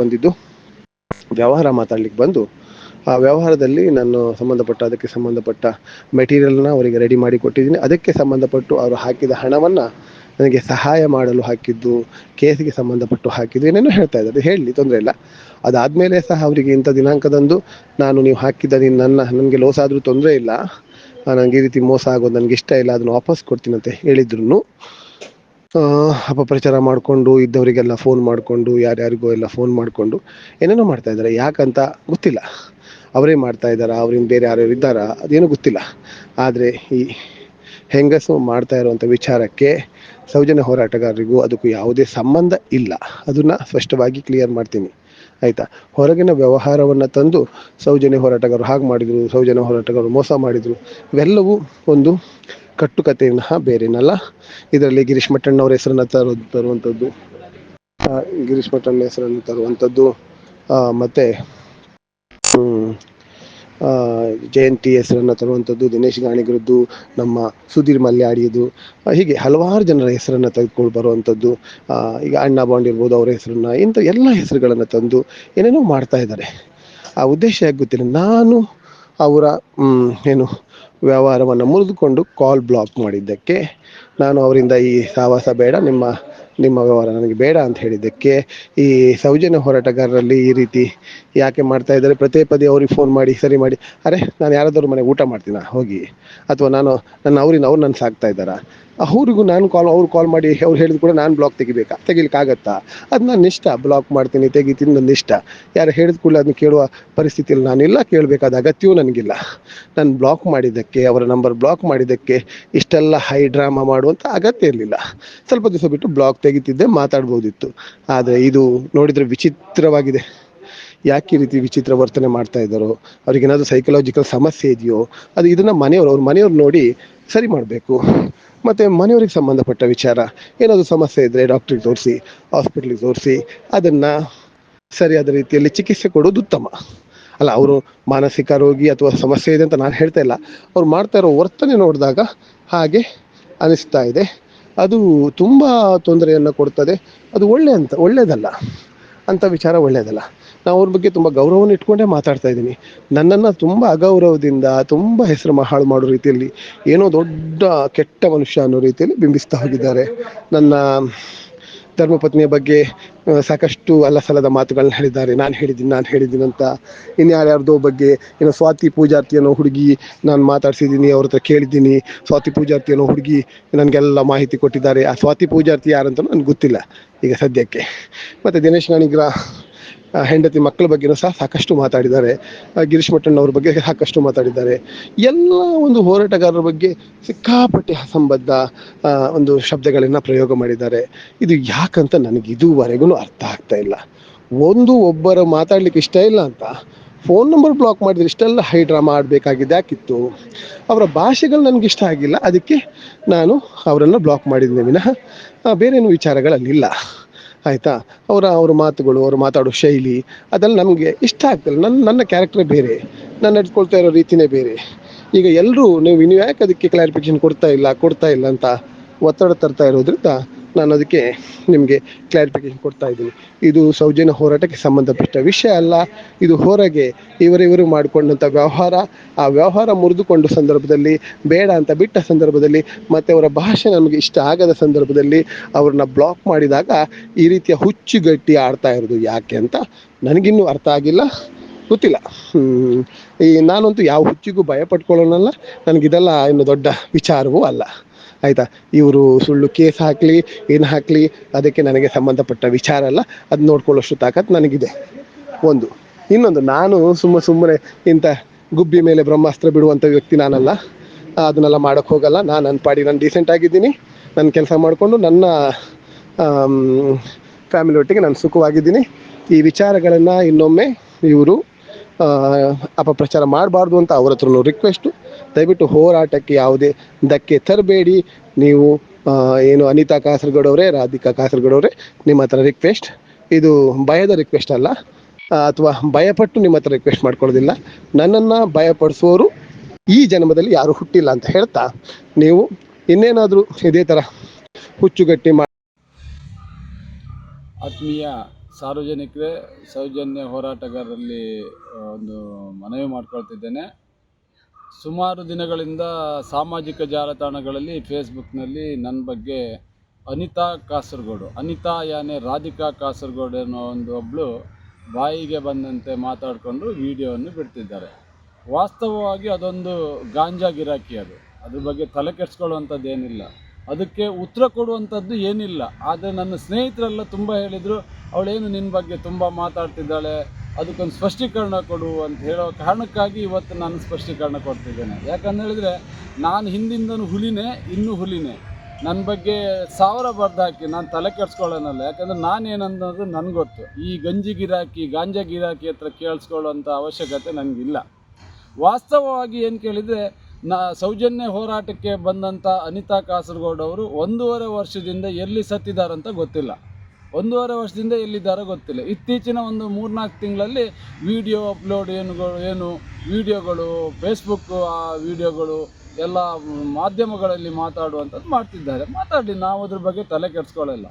ಇವಳ ಬಾಯಿ ಜಾಸ್ತಿ ಆಗಿಯೇ ಆ ಕಡೆ ಡಿ ಗ್ಯಾಂಗ್ನವರು ಇವಳ ಮೇಲೆ 3-4 ಕೇಸ್ಗಳನ್ನು ಹಾಕಿದ್ದಾರೆ. ಹೋರಾಟಕ್ಕೆ ಬಂದ ಮೇಲೆ ಕೇಸು ಸಹಜವೇ. ಅದು ಯಾರಿಗೂ ನನ್ನ ಮೇಲೂ ಕೇಸಿದೆ, ನಮ್ಮ ಹೋರಾಟಗಾರರು ಎಲ್ಲರ ಮೇಲೂ ಕೇಸಿದೆ. ಯಾರು ಕೂಡ ಈ ಥರ ಕಚಡ ಕೆಲಸ ಮಾಡಲಿಲ್ಲ. ಅನಿತಾ ಕಾಸರಗೋಡು ಥರ ಕಚಡವಾಗಿ ಕೆಲಸವನ್ನು ಮಾಡಲಿಲ್ಲ, ಕಚಡವಾಗಿ ಮಾತಾಡಲಿಲ್ಲ. ವಾಸ್ತವವಾಗಿ ಅವಳಿಗಿರೋ ಸಮಸ್ಯೆನೇ ಬೇರೆ. ಈ ಹೋರಾಟದಲ್ಲಿ ಎಲ್ಲರನ್ನೂ ಎಳ್ತರುವಂಥ ಅವಶ್ಯಕತೆ ಇರಲಿಲ್ಲ. ಅವಳು ದೊಡ್ಡದಾಗಿ ಬಿಡ್ತಾಯಿದ್ಲು ಬೇರೆ ಫೇಸ್ಬುಕ್ನಲ್ಲಿ ವಿಡಿಯೋದಲ್ಲಿ, ನನಗೆ ನಮ್ಮ ಮನೆಯಲ್ಲಿ ಬೇಕಾದಷ್ಟಿದೆ, ನನಗೆ ಅವಶ್ಯಕತೆ ಇಲ್ಲ, ನನಗೇನು ಸಮಸ್ಯೆ ಇಲ್ಲ, ನಾನು ಈ ದುಡ್ಡಿಗಾಗಿ ಅಲ್ಲ ಅಂತ. ಹಾಗಾದರೆ ನೀನು ಇಷ್ಟು ದಿನ ಯಾರ್ಯಾರಿಗೆ ಫೋನ್ ಮಾಡಿ ಯಾಕೆ ದುಡ್ಡಿಗಾಗಿ ಬೇಡ್ತಿದ್ಯಾ? ನೀನು ಮಾಡೋ ಹಲ್ಕಟ್ಟು ಕೆಲಸಕ್ಕೆ, ನೀನು ಊರ ಮೇಲೆ ಹೋಗಿ ಮಾಡ್ಕೊಂಡಿರೋ ಹಲ್ಕಟ್ಟು ಕೆಲಸಕ್ಕೆ ನಾವು ದುಡ್ಡು ಕೊಡಬೇಕಾ? ನಿನಗೆ ಯಾರು ದುಡ್ಡು ಕೊಡಬೇಕೋ ಅವನ ಹತ್ರ ಹೋಗಿ ಕೇಳಬೇಕಾಗಿತ್ತು. ನಿನಗೆ ತಾಕತ್ತಿದ್ರೆ ಹೇಳ್ತಿದ್ಯಾ, ನಂಗೆ ಅಲ್ಲಿ ಕಾಂಟ್ಯಾಕ್ಟ್ ಉಂಟು, ಇಲ್ಲಿ ಕಾಂಟ್ಯಾಕ್ಟ್ ಉಂಟು, ಅವ್ರ ಮನೆಗೆ ಹೋಗಿ ಮಾತಾಡ್ತೀನಿ, ಇವ್ರ ಮನೆಗೆ ಹೋಗಿ ಮಾತಾಡ್ತೀನಿ. ಅದನ್ನು ನೀನು ಮಾಡೋದಪ್ಪ. ಯಾಕೆ ಸುಮ್ಮನೆ ನಮ್ಮನ್ನೆಲ್ಲ ಅದಕ್ಕೆ ಮಧ್ಯೆ ತಂದು ನಮಗೆಲ್ಲ ಡ್ಯಾಮೇಜ್ ಆಗೋ ರೀತಿಯಲ್ಲಿ ಮಾಡ್ತಿದ್ಯಾ ಹೇಳು? ಅಂದರೆ ನಿನ್ನ ಉದ್ದೇಶ ಬೇರೆದೆ. ನೀನು ಡಿ ಗ್ಯಾಂಗ್ ಜೊತೆ ಸೇರಿ ಸುಮಾರು 5-6 ತಿಂಗಳಿಂದ ಏನೆಲ್ಲ ಕೆಲಸ ಮಾಡಬೇಕು ಮಾಡ್ತಾ ಇದ್ದೀಯ, ಅದು ನಮಗೂ ಕೂಡ ಮಾಹಿತಿ ಇದೆ. ನೀನು ಎಲ್ಲಿ ಬೇಕಾದರೂ ಸೇರು. ನಿನ್ನಂಥ ತುಂಬ ನಾಯಿಗಳು ಬಂದು ಹೋಗ್ತವೆ ಸೌಜನ್ಯ ಹೋರಾಟಕ್ಕೆ. ನಿನ್ನಂಥ ತುಂಬ ನಾಯಿಗಳು ಈ ಕಡೆ ಬರ್ತವೆ, ಆ ಕಡೆ ಹೋಗಿ ಅಲ್ಲಿ ಸೇರ್ಕೊಳ್ತವೆ. ಯಾರೂ ತಲೆ ಕೆಡಿಸ್ಕೊಳ್ಳೋಕ್ಕಿಲ್ಲ, ಹೋಗೋದಿಲ್ಲ. ಸೌಜನ್ಯ ಹೋರಾಟಕ್ಕೆ ನಿನ್ನಂಥ ನಾಯಿಗಳ ಅವಶ್ಯಕತೆಯೂ ಇಲ್ಲ, ನನ್ನಂಥವ್ರ ಅವಶ್ಯಕತೆಯೂ ಇಲ್ಲ. ನನ್ನಂಥ 1000 ಜನ ಸೌಜನ್ಯ ಹೋರಾಟಗಾರರು ಇದರಲ್ಲಿದ್ದಾರೆ. ಅದು ನಾನು ಕೂಡ ನಿಯತ್ತಲ್ಲಿ ಆ ಹೆಣ್ಮಗಳಿಗೋಸ್ಕರ ನ್ಯಾಯ ಕೊಡಿಸ್ಲಿಕ್ಕೆ ಒದ್ದಾಡ್ತಿದ್ದೀನಿ. ನೀನೇನು ವಿಡಿಯೋದಲ್ಲಿ ಹೇಳ್ತಿದ್ಯಾ, ಹೆಣ್ಣಿಗೆ ಆದ ಅನ್ಯಾಯವನ್ನು ಕೇಳೋರಿಲ್ಲ. ಯಾರು ನೀನು ಹೆಣ್ಣಂತ ನಿಂಗೆ ಅನಿಸ್ತಾ ಇದೆಯಾ ಯಾವತ್ತಾದರೂ? ನಿನ್ನ ಜನ್ಮಕ್ಕಿಷ್ಟು. ನೀನು ಹೆಣ್ಣಾಗಿದ್ದರೆ, ಸೌಜನ್ಯ ಹೋರಾಟಕ್ಕೆ ನಿಯತ್ತಾಗಿ ಬಂದದ್ದಿದ್ದರೆ, ನಿಜವಾಗ್ಲೂ ನಿನ್ನ ಸಮಸ್ಯೆ ಏನು, ನೀನು ಯಾರಿಂದ ಸಮಸ್ಯೆ ಆಗಿದೆ ಅವ್ರ ಹತ್ರ ಹೋಗಿ ಮಾತಾಡಿ ಸಾಲ್ವ್ ಮಾಡ್ಕೊತಿದ್ದೆ. ಅದನ್ನು ಬಿಟ್ಕೊಂಡು ಊರೆಲ್ಲ ಡಂಗೂರ ಬಾರಿಸ್ಕೊಂಡು ಒಂದು 15-20 ಸಾವಿರಕ್ಕೆ ಬೊಗಳ್ತಾ ಇದೆಯಾ ನೀನು. ನನಗೆ ಅಷ್ಟು ಸಂಬಳ ಬರ್ತದೆ, ನಮ್ಮ ಮನೆಯವರು ಅಷ್ಟೆಲ್ಲ ಬ್ಯಾಕ್ಗ್ರೌಂಡ್ ಚೆನ್ನಾಗಿದೆ ಅಂತ 15,000 ರೂಪಾಯಿಗೆ ಇಷ್ಟೆಲ್ಲ ರಂಪರಾಮಾಯಣ ಮಾಡ್ತಿದ್ದೆ ಅಂದರೆ ಇದ್ರ ಹಿಂದಿರೋ ಉದ್ದೇಶ ಏನಂತ ಅರ್ಥ ಆಗುತ್ತೆ. ನೀನು ಪ್ರಶಾಂತನ ಜೊತೆ ಮಾಡ್ಕೊಂಡಿರೋದು ವ್ಯವಹಾರ. ಏನು ವ್ಯವಹಾರ? ಬಿಸ್ನೆಸ್ ಮಾಡ್ಲಿಕ್ಕೆ ಹೋಗಿದ್ದೆ. ಬಿಸ್ನೆಸ್ಸಲ್ಲಿ ಒಂದು 20-30 ಸಾವಿರ ರೂಪಾಯಿ ಏನಾದರೂ ಹೆಚ್ಚು ಕಡಿಮೆ ಆದರೆ ಅದು ನೀವೇ ಸಾಲ್ವ್ ಮಾಡ್ಕೊಳ್ಬೇಕಿತ್ತು. ಅಷ್ಟಿದ್ಮೇಲೆ ನಿನಗೆ ಕಾಯ್ಬೋದಿತ್ತಲ್ಲ. ನಿನ್ನ ಉದ್ದೇಶ ಏನಿದೆ? ಒಟ್ಟಾರೆ ಅವನು ಹಣಿಬೇಕಿತ್ತು, ಸೌಜನ್ಯ ಹೋರಾಟಗಾರರಿಗೆ ಅಪಪ್ರಚಾರ ಮಾಡಬೇಕಿತ್ತು. ನೀನು ಬಂದಿರುವಂಥದ್ದು ಅದಕ್ಕೇ. ನೋಡಿದರೆ ಗೊತ್ತಾಗತ್ತೆ ಅವ್ರು ಸರಿ ಇಲ್ಲ, ಇವ್ರು ಸರಿ ಇಲ್ಲ ಅನ್ನೋದಕ್ಕಿಂತ ನೀನೆಷ್ಟು ಸರಿ ಇದೆಯಾ ಅಂತ ನೋಡ್ಕೊಳ್ಳೋ ಫಸ್ಟು. ಯಾರ್ಯಾರೋ ಹೆಂಡತಿ ಮಕ್ಕಳ ಬಗ್ಗೆ ಮಾತಾಡುವವಳು ನೀನು. ನಿನ್ನ ಮನೆಯವ್ರು ಎಲ್ಲಿದ್ದಾರೆ, ನಿನ್ನ ಗಂಡ ಎಲ್ಲಿದ್ದಾರೆ ಅನ್ನೋದು ತಿಳ್ಕೊ ಫಸ್ಟು. ಯಾಕೆ ನೀನು ಬಿಟ್ಟೆ ಅಂತ ತಿಳ್ಕೊ. ಯಾಕಂದರೆ ನಿನ್ನ ಪರ್ಸ್ನಲ್ ವಿಷಯ ನಾನು ಮಾತಾಡೋದಲ್ಲ, ಆದರೆ ಬೇರೆಯವ್ರ ವಿಷಯ ಮಾತಾಡ್ತಿದೆಯಲ್ಲ, ಆ ಯೋಗ್ಯತೆ ನಿನಗಿದೆಯಾ? ಹಲ್ಕಟ್ಟು ಕೆಲಸ ಮಾಡಿಕೊಂಡು ಊರ ಮೇಲೆಲ್ಲ ಬೇರೆಯವ್ರ ಹತ್ರ ನೀನು ಬೇಡಕ್ಕೆ ಹೋಗಬೇಡ. ನಿನಗೆ ದುಡ್ಡು ಬೇಕಾದರೆ ಬೇಡು, ಯಾರಾದರೂ ಕೊಡ್ತಾರೆ. ಅದನ್ನು ಬಿಟ್ಕೊಂಡು ಯಾರ್ದೋ ವಿಷಯ ಇಟ್ಕೊಂಡು, ಸೌಜನ್ಯ ಹೆಸರು ಇಟ್ಕೊಂಡು ನೀನು ಇಂಥ ಹಲ್ಕಟ್ಟು ಕೆಲಸ ಮಾಡಬೇಡ. ಮಾತಾಡೋಕ್ಕೆ ನನಗೂ ಬರುತ್ತೆ ಮಾತಾಡೋಕ್ಕೆ. ಏನು, ನಾನು 420, ನೀನು ಏನು ಬೇಕಾದ್ರೆ ಹೇಳು. ನಿನ್ನಂಥ ನಾಯಿ ಕಚಡ ಹತ್ರ ಕೇಳಿಸ್ಕೊಳ್ಬೇಕಾದ ಅವಶ್ಯಕತೆ ಇಲ್ಲ. ನಾಯಿ ಬೊಗಳಿದ್ರೆ ದೇವಲೋಕ ಏನು ಹಾಳಾಗಲ್ಲ, ಗೊತ್ತಾಯ್ತಲ್ಲ. ನೀನೇನು ಬೇಕಾದರೂ ಮಾತಾಡು, ಏನು ಬೇಕಾದರೂ ಹೇಳು. ಜನರಿಗೆ ಗೊತ್ತಿದೆ ಸತ್ಯ ಯಾವುದು ಸುಳ್ಳು ಯಾವುದು ಅಂತ ಜನರಿಗೆ ಗೊತ್ತಿದೆ, ಸೌಜನ್ಯ ಹೋರಾಟಗಾರರಿಗೆ ಗೊತ್ತಿದೆ, ಸೌಜನ್ಯಗಳಿಗೆ ಗೊತ್ತಿದೆ. ಗೊತ್ತಾಯ್ತಲ್ಲ? ನಿನ್ನಂಥ ಕಚಡ ಹತ್ರ ಕೇಳಿಸ್ಕೊಳ್ಳುವಂಥ ಅವಶ್ಯಕತೆ ನಮಗಿಲ್ಲ. ಆದರೆ ನಿನ್ನ ಹೋರಾಟ ಏನಿದೆ ಅದನ್ನು ಮಾಡು. ಅದನ್ನು ಬಿಟ್ಕೊಂಡು ಯಾರ್ಯಾರ ತಲೆ ಮೇಲೆ ಗೂಬೆ ಕೂರಿಸುವಂಥ ಕೆಲಸ ನೀನು ಮಾಡಬೇಡ. ಅದು ನಮಗೂ ಗೊತ್ತಿದೆ. ಏನು ಕೋರ್ಟು ಕೇಸು ಕಚೇರಿ ಎಲ್ಲ ದಾಟಿ ಬಂದವರೇ ನಾವು, ಎಲ್ಲ ದಾಟಿ ಬಂದವರೇ, ಎಲ್ಲವನ್ನು ಫೇಸ್ ಮಾಡೇ ಬಂದವ್ರೆ. ನಿನ್ನೇನು ಸಾಮಾಜಿಕ ಜಾಲತಾಣದಲ್ಲಿ ಏನೋ ಮಾತಾಡ್ತಿದ್ಯಾ, ಏನು ಡಾಕ್ಯುಮೆಂಟ್ ಇದ್ರೆ ಮಾತ್ರ ಮಾತಾಡಿ, ಇಲ್ಲ ಅಂದರೆ ನಾನು ಬಿಡಲ್ಲ ಹಾಗೆ ಹೀಗೆ ಅಂತ ಡಿಫಾಮೇಷನ್ ಕೇಸ್ ಹಾಕ್ತೀನಿ. ನೀನೇನು ಬೊಗಳ್ತಿದ್ಯಾ ನಾಯಿ? ನೀನೇನು ಬೊಗಳ್ತಿದ್ಯಾ? ಎಲ್ಲರ ಬಗ್ಗೆ ಬೊಗಳ್ತಾ ಇದೆಯಲ್ಲ ನಾಯಿ ಥರ. ನಿನ್ನ ಹತ್ರ ಏನಿದೆ ಡಾಕ್ಯುಮೆಂಟು? ಏನು ಮಾತಾಡ್ತಿದ್ಯಾ? ಅಂದರೆ ನಿನಗೊಂದು ಕಾನೂನು, ಬೇರೆಯವ್ರಿಗೊಂದು ಕಾನೂನು ಇದೆಯಾ ಈ ದೇಶದಲ್ಲಿ? ಎಲ್ರಿಗೂ ಒಂದೇ ಕಾನೂನು ಇರೋದು. ನಿನ್ನಂಥ ಕಚಡಗಳು ಎಷ್ಟೋ ಬಂದು ಹೋಗ್ತವೆ ಇಲ್ಲಿ. ನಿನ್ನಂಥ ಗಾಂಜಾ ಗಿರಾಕಿಗಳು ಎಷ್ಟೋ ಇಲ್ಲಿ ಬಂದು ಹೋಗ್ತವೆ. ಅದಕ್ಕೆಲ್ಲ ತಲೆ ಕೆಡಿಸ್ಕೊಳ್ಳಲ್ಲ. ಯಾಕೆಂದರೆ ಕೌಂಟ್ರ್ ಕೊಡಬೇಕಂತಲೇ ಮಾತಾಡ್ತಿದ್ದೀನಿ. ನೀನು 10 ವೀಡಿಯೋ ಮಾಡಿದ್ರೆ ನಾನು 20 ವೀಡಿಯೋ ಮಾಡಿಬಿಡ್ತೀನಿ. ಯಾಕೆಂದರೆ ನಿನ್ನಂಥ ಲೋಫರಿಗೆ, ನಿನ್ನಂಥ ಕಚಡಗಳಿಗೆ ಇದೇ ಸರಿಯಾದ ಉತ್ತರ, ಇದೇ ಸರಿಯಾದ ಉತ್ತರ. ಇನ್ನೂ ಕೂಡ ಮುಂದಿದೆ. ನಿನ್ಗೆ ಗೊತ್ತಿರಬೇಕಲ್ಲ ನೀನು ಮಾಡಿರೋ ವ್ಯವಹಾರ ಏನು, ಯಾಕೆ ಫೋನ್ ಬ್ಲಾಕ್ ಮಾಡಿದ್ರು, ಯಾವ ಕಾರಣಕ್ಕೆ ಬ್ಲಾಕ್ ಮಾಡಿದ್ರು ಅನ್ನೋದು ನಿನ್ಗೆ ಗೊತ್ತಿದೆಯಲ್ಲ. ಏನೀಗ ನಿನ್ನೆ ಮೊನ್ನೆಯಿಂದ ಹೇಳ್ತಿದ್ಯಾ ಪ್ರಶಾಂತ್ ಒಳ್ಳೆಯವರು ಅವರೇನು ಇದು ಮಾಡಲಿಲ್ಲ ಅಂತ. ಯಾಕೆ? ಅವನ ವಿಷಯದಲ್ಲೇ ನೀನು ಇಷ್ಟೆಲ್ಲ ಮಾಡಿದ್ದಲ್ಲ. ಅವನು ಒಳ್ಳೆಯನಾಗಿ ಇದ್ದಾನೆ. ಅವನು ಒಳ್ಳೆಯನಾಗಿ ಇದ್ದಾನೆ. ಅವನು ಯಾಕೆಂದರೆ ಅವನು ವ್ಯವಹಾರಕ್ಕೆ ಕೊಟ್ಟಿದ್ದಾನೆ, ವಿತ್ ವಿಡಿಯೋ ಇದೆ. ನೀನು ಫಾರ್ಮುಲಾ ತಗೊಂಡು ಹೋಗಿರುವಂಥದ್ದು, ಬಿಸ್ನೆಸ್ಸಿಗಾಗಿ ಬಂದು ಫಾರ್ಮುಲಾ ತಗೊಂಡು ಹೋಗಿರುವಂಥದ್ದು ವಿತ್ ವಿಡಿಯೋ ಇದೆ. ಅದನ್ನು ಬಿಡ್ತೀನಿ, ನಾಳೆ ಅದನ್ನು ಬಿಡ್ತೀನಿ. ಅದನ್ನು ಸತ್ಯ ಹೇಳು. ನಾನು ಫಾರ್ಮುಲಾಕ್ಕೆ ಕೊಟ್ಟಿದ್ದು ಹೌದು ಅಥವಾ ಬಿಸ್ನೆಸ್ಸಿಗೆ ಕೊಟ್ಟಿದ್ದು ಹೌದು, ಅದನ್ನು ಅವನ ಹತ್ರ ವಸೂಲು ಮಾಡ್ಕೊ, ಅವನ ಹತ್ರ ಕೇಳು. ಅವ್ನು ಕೊಡ್ತೀನಿ ಅಂದಿದ್ದಾನಲ್ಲ. ನಿನ್ನ ಮನೆ ಬ್ಯಾಕ್ಗ್ರೌಂಡ್ ಹೇಗಿದೆಯೋ ಅವ್ರ ಮನೆ ಬ್ಯಾಕ್ಗ್ರೌಂಡು ಹಾಗೆ ಇದೆ. ಅದನ್ನು ಕೊಡೋಕ್ಕೆ ತಯಾರಿದ್ದಾರೆ, ಕೊಡ್ತೀನಿ ಅಂತ ಹೇಳಿದ್ದಾರೆ. ಅದನ್ನು ಹಾಗೆ ನಿಯತ್ತಾಗಿ ತೊಗೊಳ್ಬೇಕು. ಅದನ್ನು ಬಿಟ್ಕೊಂಡು ಸೌಜನ್ಯ ಹೋರಾಟದ ಹೆಸರೆಲ್ಲ ಹೇಳ್ಕೊಂಡು ಹಾಳು ಮಾಡ್ಲಿಕ್ಕೆ ಬರಬೇಡ. ನಿನ್ನಂಥ ಕಚಡ ನಾಯಿ ಮಾತಾಡಿದರೆ ಹಾಳಾಗಲ್ಲ ಬಿಡು. ಯಾಕೆಂದರೆ ಈ ಒಂದು 3-4 ವರ್ಷ ಸೌಜನ್ಯ ಹೋರಾಟದಲ್ಲಿ ನಿನ್ನಂಥ 100 ನಾಯಿಗಳು ಬಂದು ಬೊಗಳಿ ಹೋಗಿದ್ದಾವೆ. ದಾರಿ ಮೇಲೆ ಹೋಗ್ತಿರೋ ನಾಯಿಗಳಿಗೆ, ಬೊಗಳೋ ನಾಯಿಗಳಿಗೆ ಕಲ್ಲು ಕೊಡ್ತಾ ಇದ್ದರೆ ನಮ್ಮ ಹೋರಾಟ ಹಿನ್ನಡೆ ಆಗುತ್ತೆ. ನಾವು ಅದಕ್ಕೆಲ್ಲ ತಲೆ ಕೆಡಿಸ್ಕೊಳ್ಳಲ್ಲ. ನೀನೇನು ಬೇಕಾದರೂ ಬೊಗಳು, ಏನು ಬೇಕಾದರೂ ಮಾಡು. ನ್ಯಾಯ ಸತ್ಯ ಒಂದಿನ ಗೆದ್ದೇ ಗೆಲ್ಲುತ್ತೆ, ಆವಾಗ ಗೊತ್ತಾಗುತ್ತೆ. ಆದರೆ ಇತಿಮಿತಿ ಇರಲಿ. ಮಾತಾಡ್ಲಿಕ್ಕೆ ಹಿಂದೊಂದು ಮುಂದೊಂದು ಮಾತಾಡಬೇಡ. ಎಲ್ಲರೂ ಹೆಣ್ಮಕ್ಳ ಬಗ್ಗೆ ಎಲ್ರಿಗೂ ಗೌರವ ಇದೆ. ನಾನು ಯಾವತ್ತೂ ನನ್ನ ಇಷ್ಟು ವೀಡಿಯೋದಲ್ಲಿ ಒಂದೇ ಒಂದು ಹೆಣ್ಮಕ್ಳ ಬಗ್ಗೆ ಆಗಲಿ ಅಥವಾ ಬೇರೆ ಯಾರ ಬಗ್ಗೆ ಆಗಲಿ ಇಷ್ಟು ತೀಕ್ಷ್ಣವಾಗಿ ಮಾತಾಡಲಿಲ್ಲ. ನಿನ್ನಂಥ ಕಚಡಗಳಿಗೆ ಇದೇ ಉತ್ತರ, ಇದೇ ಮಾತಲ್ಲಿ ನಿನ್ನ ಮಾತಿಗೆ, ನಿನ್ನ ಇದಕ್ಕೆ ತಕ್ಕಂತೆ ನಾವು ಉತ್ತರ ಕೊಡ್ತೇವೆ. ನಿನ್ನ ಹಲ್ಕಟ್ಟು ಕೆಲಸಕ್ಕೆ ತಕ್ಕಂತೆ ಉತ್ತರ ಕೊಡ್ತೇವೆ. ನೀನೆಲ್ಲೆಲ್ಲೋ ಮಾಡ್ಕೊಂಡಿರೋ ಕೆಲಸಕ್ಕೆ, ನೀನೆಲ್ಲೆಲ್ಲೋ ಮಾಡ್ಕೊಂಡಿರೋ ಹಲ್ಕಟ್ಟು ಕೆಲಸಕ್ಕೆ ನಾವು ದುಡ್ಡು ಕೊಟ್ಟು ನಾವು ಸಾಯಬೇಕಾದ ಅವಶ್ಯಕತೆ ಇಲ್ಲ.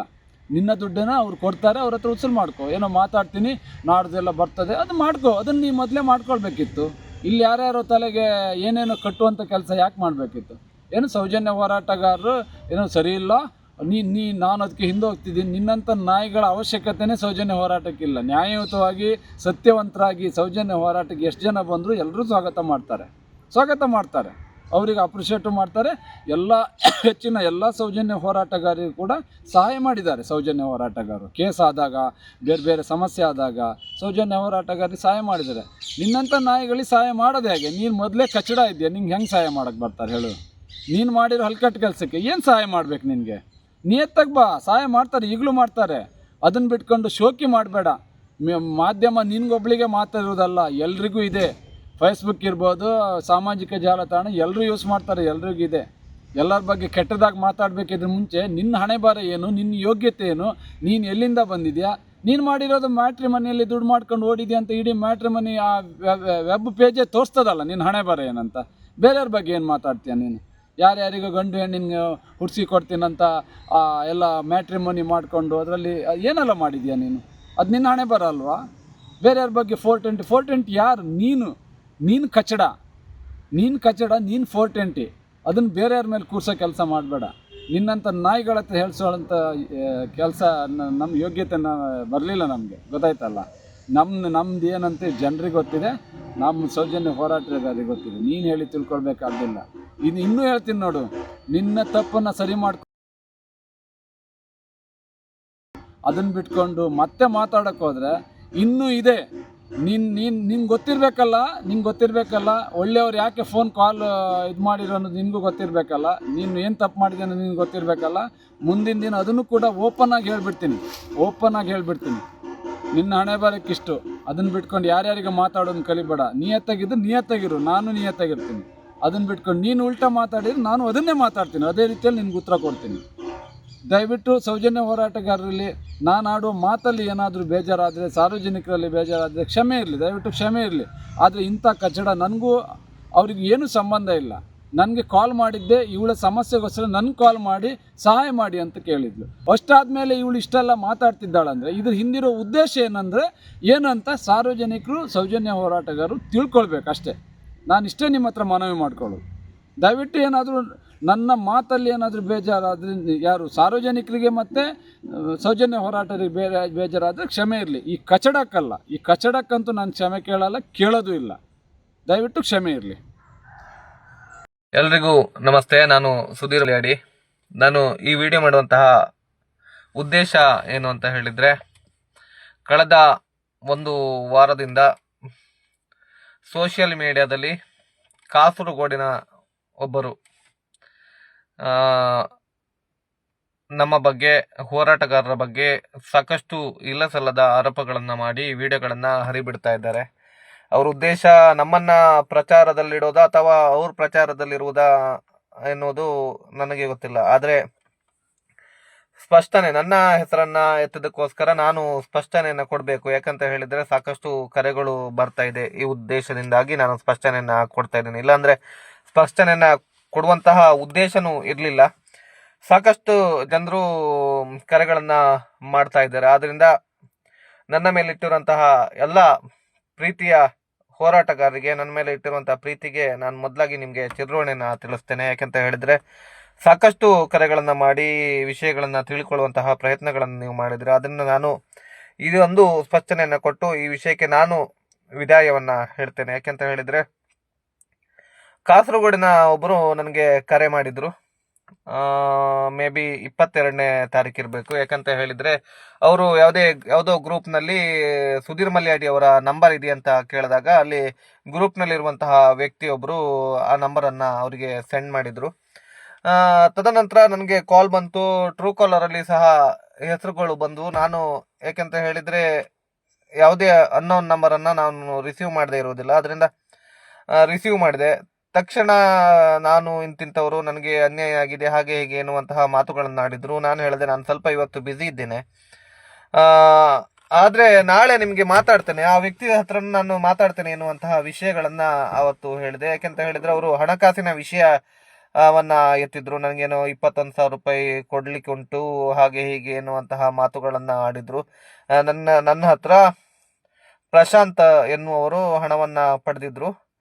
ನಾನು ಅವರು ಕೋರ್ಟಿನ ಸಹಾಯಕ್ಕಾಗಿ ನೀಡಿದ್ದೆ ಎನ್ನುವಂತಹ ವಿಷಯಗಳನ್ನು ಹೇಳಿದರು. ತದನಂತರ ಹೇಳಿದರು ಅವರು ನನ್ನನ್ನು ಬ್ಲಾಕ್ ಮಾಡಿದ್ದಾರೆ, ಅವರ ಬ್ಲಾಕನ್ನು ತೆಗೀರಿ ಎನ್ನುವಂತಹ ಮಾತನ್ನಾಡಿದರು. ಯಾಕೆಂತ ಹೇಳಿದರೆ ಯಾರು ಬೇರೆಯವರ ನಂಬರನ್ನು ಬ್ಲಾಕ್ ಮಾಡಿದರೆ ನಾವು ಹೋಗಿ ಅವ್ರ ಹತ್ರ ಬ್ಲಾಕ್ ತೆಗೀರಿ ಎನ್ನುವಂತಹ ಮಾತುಗಳನ್ನ ಆಡಲಿಕ್ಕೆ ಆಗುವುದಿಲ್ಲ. ಯಾಕೆಂತ ಹೇಳಿದರೆ ಅವರವರ ವೈಯಕ್ತಿಕ ಆಗಿರ್ತದೆ.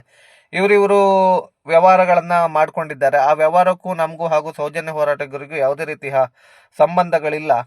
ಆದರೂ ನಾನು ಪ್ರಶಾಂತ್ ಅವ್ರ ಹತ್ರ ಮಾತಾಡಿದ್ದೇನೆ. ಆದರೆ ಅವರು ಹೇಳಿದ್ದಾರೆ ನಿಮಗೆ ಈ ವಿಷಯಕ್ಕೂ ಯಾವುದೇ ಸಂಬಂಧಗಳಿಲ್ಲ, ಸುಖ ಸುಮ್ಮನೆ ನಿಮ್ಮ ವಿಷಯಗಳನ್ನು ಎತ್ತಾ ಇದ್ದಾರೆ, ಹೋರಾಟಗಾರರ ವಿಷಯವನ್ನು ಎತ್ತಾ ಇದ್ದಾರೆ. ಮೇಯ್ನಾಗಿ ಕುಂದಾಪುರ ಭಾಗದ ಹೋರಾಟಗಾರರನ್ನ ಹೆಸರನ್ನು ಡ್ಯಾಮೇಜ್ ಮಾಡಬೇಕು ಎನ್ನುವಂಥ ಉದ್ದೇಶದಿಂದ ಈ ವಿಷಯವನ್ನೆಲ್ಲ ಡೈವರ್ಟ್ ಮಾಡ್ತಾ ಇದ್ದಾರೆ ಎನ್ನುವಂತಹ ವಿಷಯಗಳನ್ನು ಹೇಳಿದರು. ನಾನು ಹೇಳುವುದಿಷ್ಟೇ, ಸೌಜನ್ಯ ಹೋರಾಟಕ್ಕೆ ನನ್ನನ್ನು ಯಾರೂ ಕರೆದಿಲ್ಲ, ನಾನಾಗೆ ಬಂದಿದ್ದು. ಸೌಜನ್ಯ ಹೋರಾಟಕ್ಕೆ ಹಾಗೂ ಸೌಜನ್ಯ ಹೋರಾಟದ ಬಗ್ಗೆ ನನ್ನ ದುಡಿಮೆಯ ಸ್ವಲ್ಪ ಭಾಗವಾದರೂ ವಿನಿಯೋಗಿಸಿದ್ದೇನೆ. ಆ ದುಡ್ಡನ್ನು ನಾನಂತೂ ವಾಪಸ್ ಕೇಳುವುದಿಲ್ಲ. ಯಾಕೆಂತ ಹೇಳಿದರೆ ಅದು ನನ್ನ ಮನತೃಪ್ತಿಗಾಗಿ, ನನ್ನ ಹೋರಾಟಕ್ಕಾಗಿ, ಸೌಜನ್ಯ ಎನ್ನುವಂತಹ ಹೆಣ್ಣು ಮಗಳಿಗಾದ ಅನ್ಯಾಯದ ವಿರುದ್ಧ ಹೋರಾಟಕ್ಕಾಗಿ ನನ್ನ ಸಾಕ್ಷಿಯಾಗಿ ನಾನು ಆ ಹೋರಾಟದಲ್ಲಿ ಭಾಗಿಯಾಗಿದ್ದವನು. ನನಗೆ ಆ ಹೋರಾಟದಲ್ಲಿ ಏನಾದರೂ ತೊಂದರೆ ಆದರೆ ಅದನ್ನು ನಾನೇ ಕ್ಲಿಯರ್ ಮಾಡ್ಕೊಳ್ಬೇಕು. ಯಾಕೆಂತ ಹೇಳಿದರೆ ನಾವಾಗೆ ಹೋರಾಟಕ್ಕೆ ಬಂದಿದ್ದು, ಯಾರಾಗಿ ಹೋರಾಟಕ್ಕೆ ಬನ್ನಿ ಎನ್ನುವಂಥ ಆಹ್ವಾನ ಕೊಟ್ಟು ನಾವು ಹೋಗಿದ್ದಲ್ಲ. ಇಲ್ಲಿ ಅನ್ಯಾಯ ಆಗ್ತಿದೆ ಎನ್ನುವಂತಹ ದೃಷ್ಟಿಯಿಂದ ನಾವು ಹೋರಾಟಕ್ಕೆ ಹೋಗಿದ್ದು. ಅದು ನಾನು ಸುಧೀರ್ ಮಲ್ಯಾಡಿಯಾಗಿ ನಾನು ಹೇಳುವುದಿಷ್ಟೇ, ನನ್ನನ್ನು ತೇಜವಧೆ ಮಾಡಲಿಕ್ಕೆ, ಹಾಗೆ ನನ್ನನ್ನು ಈ ಹೋರಾಟದಿಂದ ಹಿಂದೆ ಸರಿಸಲಿಕ್ಕೆ ಏನೇ ಪ್ರಯತ್ನ ಮಾಡಿದರೂ ನಾನಂತೂ ಈ ಹೋರಾಟದಿಂದ ಹಿಂದೆ ಸರಿಯುವುದಿಲ್ಲ. ಯಾಕೆಂತ ಹೇಳಿದರೆ ನಮ್ಮನ್ನು ತೇಜವಧೆ ಮಾಡಲಿಕ್ಕೆ ಏನೂ ಇಲ್ಲ.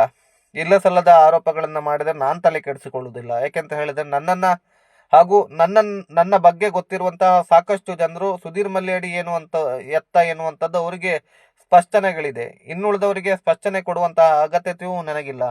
ಆದ್ದರಿಂದ ಇದ್ರ ಬಗ್ಗೆ ನಾನೆಷ್ಟು ತಲೆಯನ್ನು ಸಹ ಕೆಡಿಸ್ಕೊಳ್ಳುವುದಿಲ್ಲ. ನಮ್ಮ ಹೋರಾಟಗಾರರು ಯಾವಾಗಲೂ ಒಗ್ಗಟ್ಟಾಗಿ ಇದ್ದಾರೆ. ಹಾಗೆ ನಿನ್ನೆ ಸಹ ಮಹೇಶನಿಗೆ ಗಡೀಪಾರಿನ ಆದೇಶಕ್ಕೆ ತಡೆ ಬಂದಿದೆ ಎನ್ನುವಂತಹ ಸಂತೋಷ ಸಹ ಸೌಜನ್ಯ ಹೋರಾಟಗಾರರಾದ ನಮ್ಗೆಲ್ರಿಗೂ ಇದೆ. ತೇಜವಧೆ ಮಾಡಲಿಕ್ಕೆ ನೀವು ಪ್ರಯತ್ನ ಪಡ್ತಾ ಇದ್ರೆ, ನಮ್ಮ ಪ್ರಚಾರ ನೀವು ಮಾಡ್ತಾ ಇದ್ದೀರಿ ಅಂತ ನಾವು ಅನ್ಕೊಳ್ತೇವೆ ವಿನಃ ಇದರಲ್ಲಿ ತಲೆ ಕೆಡಿಸ್ಕೊಳ್ಳುವಂತಹ ವಿಷಯಗಳಿಲ್ಲ. ಇದಕ್ಕೂ ನಮಗೂ ಯಾವುದೇ ರೀತಿಯ ಸಂಬಂಧಗಳಿಲ್ಲ. ಅವರು ಕರೆ ಮಾಡಿದಾಗ ನಾನು ನಾಳೆ ಮಾತಾಡಿ ಹೇಳ್ತೇನೆ ಎನ್ನುವಂತಹ ಮಾತುಗಳನ್ನು ಆಡಿದ್ದೇನೆ. ಅದಕ್ಕೂ ಮುಂಚಿತವಾಗಿ ನಮಗೂ ಅವರಿಗೂ ಯಾವುದೇ ಕಾಂಟ್ಯಾಕ್ಟ್ ಸಹ ಇರಲಿಲ್ಲ. ಅವರೇ ಯಾವುದೋ ಗ್ರೂಪ್ನಲ್ಲಿ ನಂಬರ್ ತಗೊಂಡು ನನಗೆ ಕಾಲ್ ಮಾಡಿದ್ದು, ಒಂದು ಮಾತಾಡಿ ಕೊಡ್ತೀರಾ ಕೇಳಿದರು. ಇವತ್ತು ನಾನು ಬ್ಯುಸಿ ಇದ್ದೇನೆ, ನಾಳೆ ನಾನು ಮಾತಾಡ್ತೇನೆ ಎನ್ನುವಂಥ ಉದ್ದೇಶವನ್ನು ಹೇಳಿದ್ದೇನೆ. ಆದರೆ ಅವರು ಇಲ್ಲ ಇವತ್ತೇ ಆಗಬೇಕು ಹಾಗೆ ಹೀಗೆ ಎನ್ನುವಂಥ ಮಾತುಗಳನ್ನು ಆಡಿದರು. ತದನಂತರ ಅತಿ ಹೆಚ್ಚು ಕಾಲ್ಗಳನ್ನು ಮಾಡ್ತಾಯಿದ್ರು. ನನಗೆ ಯಾಕೆ ಇವ್ರ ಜೊತೆ ಮಾತಾಡಿ ನಮ್ಗೆ ಯಾಕೆ ಆಗಬೇಕು ಏನಾಗಬೇಕು ಎನ್ನುವಂಥ ದೃಷ್ಟಿಯಿಂದ ಅವ್ರು ನಂಬರನ್ನು ಬ್ಲಾಕ್ ಮಾಡಿ ಹಾಕಿದ್ದೇನೆ. ಯಾಕೆಂತ ಹೇಳಿದರೆ ನಮಗೆ ಅವ್ರ ಹತ್ರ ಮಾತಾಡಿ ಏನೂ ಇದಿಲ್ಲ. ಯಾಕೆಂತ ಹೇಳಿದರೆ ನಾವು ಹೋರಾಟಗಾರರು, ನಮ್ಮ ಹೋರಾಟದ ದೃಷ್ಟಿಯಲ್ಲಿ ಹೋರಾಟದ ವಿಷಯಗಳಷ್ಟೇ ಮಾತಾಡ್ತೇವೆ ವಿನ ವೈಯಕ್ತಿಕ ವಿಷಯಗಳಿಗೆ ಯಾರಿಗೂ ನಾವು ತಲೆ ಹಾಕುವುದಿಲ್ಲ. ಆದ್ದರಿಂದ ಈ ವೈಯಕ್ತಿಕ ವಿಷಯಗಳನ್ನು ಅವರವರೇ ಬಗೆಹರಿಸ್ಕೊಳ್ಳಿ. ಅದನ್ನು ನಮ್ಮನ್ನು ಎಳೆತರುವಂತಹ ಪ್ರಯತ್ನಗಳನ್ನು ಮಾಡುವುದು ಬೇಡ. ನಮ್ಮನ್ನು ಪ್ರಚಾರಕ್ಕೆ ಇಟ್ಟಿದ್ದಕ್ಕೆ ತುಂಬ ಧನ್ಯವಾದಗಳು. ಮತ್ತಷ್ಟು ಇದೇ ರೀತಿಯ ಪ್ರಚಾರಗಳನ್ನು ಮಾಡ್ತಾ ಇರಿ. ಜನರಿಗೆ ಸುಧೀರ್ ಮಲ್ಯಡಿ ಎನ್ನುವಂತಹ ಹೆಸರುಗಳು ಹಾಗೂ ಸೌಜನ್ಯ ಹೋರಾಟದ ಕೆಲವರ ಹೆಸರುಗಳು ದಿನನಿತ್ಯ ನೆನಪಾಗುವಾಗೆ ಆಗಲಿ. ಹಾಗೆ ದೇವರು ನಿಮಗೆ ಒಳ್ಳೇದು ಮಾಡಲಿ. ಧನ್ಯವಾದಗಳು. Justice for Soujanya. ಯಾವತ್ತೂ ಸೌಜನ್ಯ ಹೋರಾಟಗಾರರು ಜೊತೆಯಾಗಿ ಹೋರಾಟ ಮಾಡ್ತೇವೆ. ಧನ್ಯವಾದಗಳು. ನಮ್ಮ ಎಲ್ಲ ಸೌಜನ್ಯ ಪರ ಹೋರಾಟಗಾರರಿಗೆ ನಮಸ್ಕಾರ. ನಾನು ನಿಮ್ಮ ಅಣ್ಣ ಬಾಂಡ್. ಇವತ್ತು ನಾನು ಬಹಳ ಸ್ಪಷ್ಟವಾಗಿ ಬಹಳ ಒಳ್ಳೆ ಮಾತಲ್ಲಿ ಕೆಲವೊಂದು ವಿಷಯಗಳನ್ನ ತಿಳಿಸ್ತೀನಿ. ನನ್ನ ಆಡಿಯೋ ಬಂದಾಗ ಬಹಳಷ್ಟು ಜನ ಹೇಳಿದ್ದಾರೆ, ನಮಗೆ ಒಬ್ಬನೇ ಇರುವಾಗ ಕೇಳಬೇಕಾಗುತ್ತೆ, ಇಲ್ಲಾಂದರೆ ಹೆಡ್ಫೋನ್ ಹಾಕೊಂಡು ಕೇಳಬೇಕಾಗುತ್ತೆ, ಅಣ್ಣ ನಮಗೆ ಕೇಳೋಕ್ಕಾಗಲ್ಲ ಅಂತ ಹೇಳ್ತಾರೆ. ಆದರೆ ನಾನು ಒಳ್ಳೆ ರೀತಿಯಲ್ಲೂ ಕೂಡ ಮಾತಾಡೋಕ್ಕೆ ಕಲ್ತ್ಕೊಂಡು ಬಂದವನು. ನಾನು ಈ ರೀತಿಯಾಗಿ ಕೆಟ್ಟದಾಗಿ ಬೈಬೇಕು ಅನ್ನೋದಕ್ಕೆ ಕಾರಣ ಕೂಡ ಉಂಟು. ನನ್ನ ಜೊತೆ ಇರೋರಿಗೆ ಗೊತ್ತಿದೆ ನಂದು ಸ್ವಭಾವ ಏನು, ನನ್ನ ಬುದ್ಧಿ ಏನು, ನಾನು ಯಾವ ರೀತಿ ಮನುಷ್ಯ.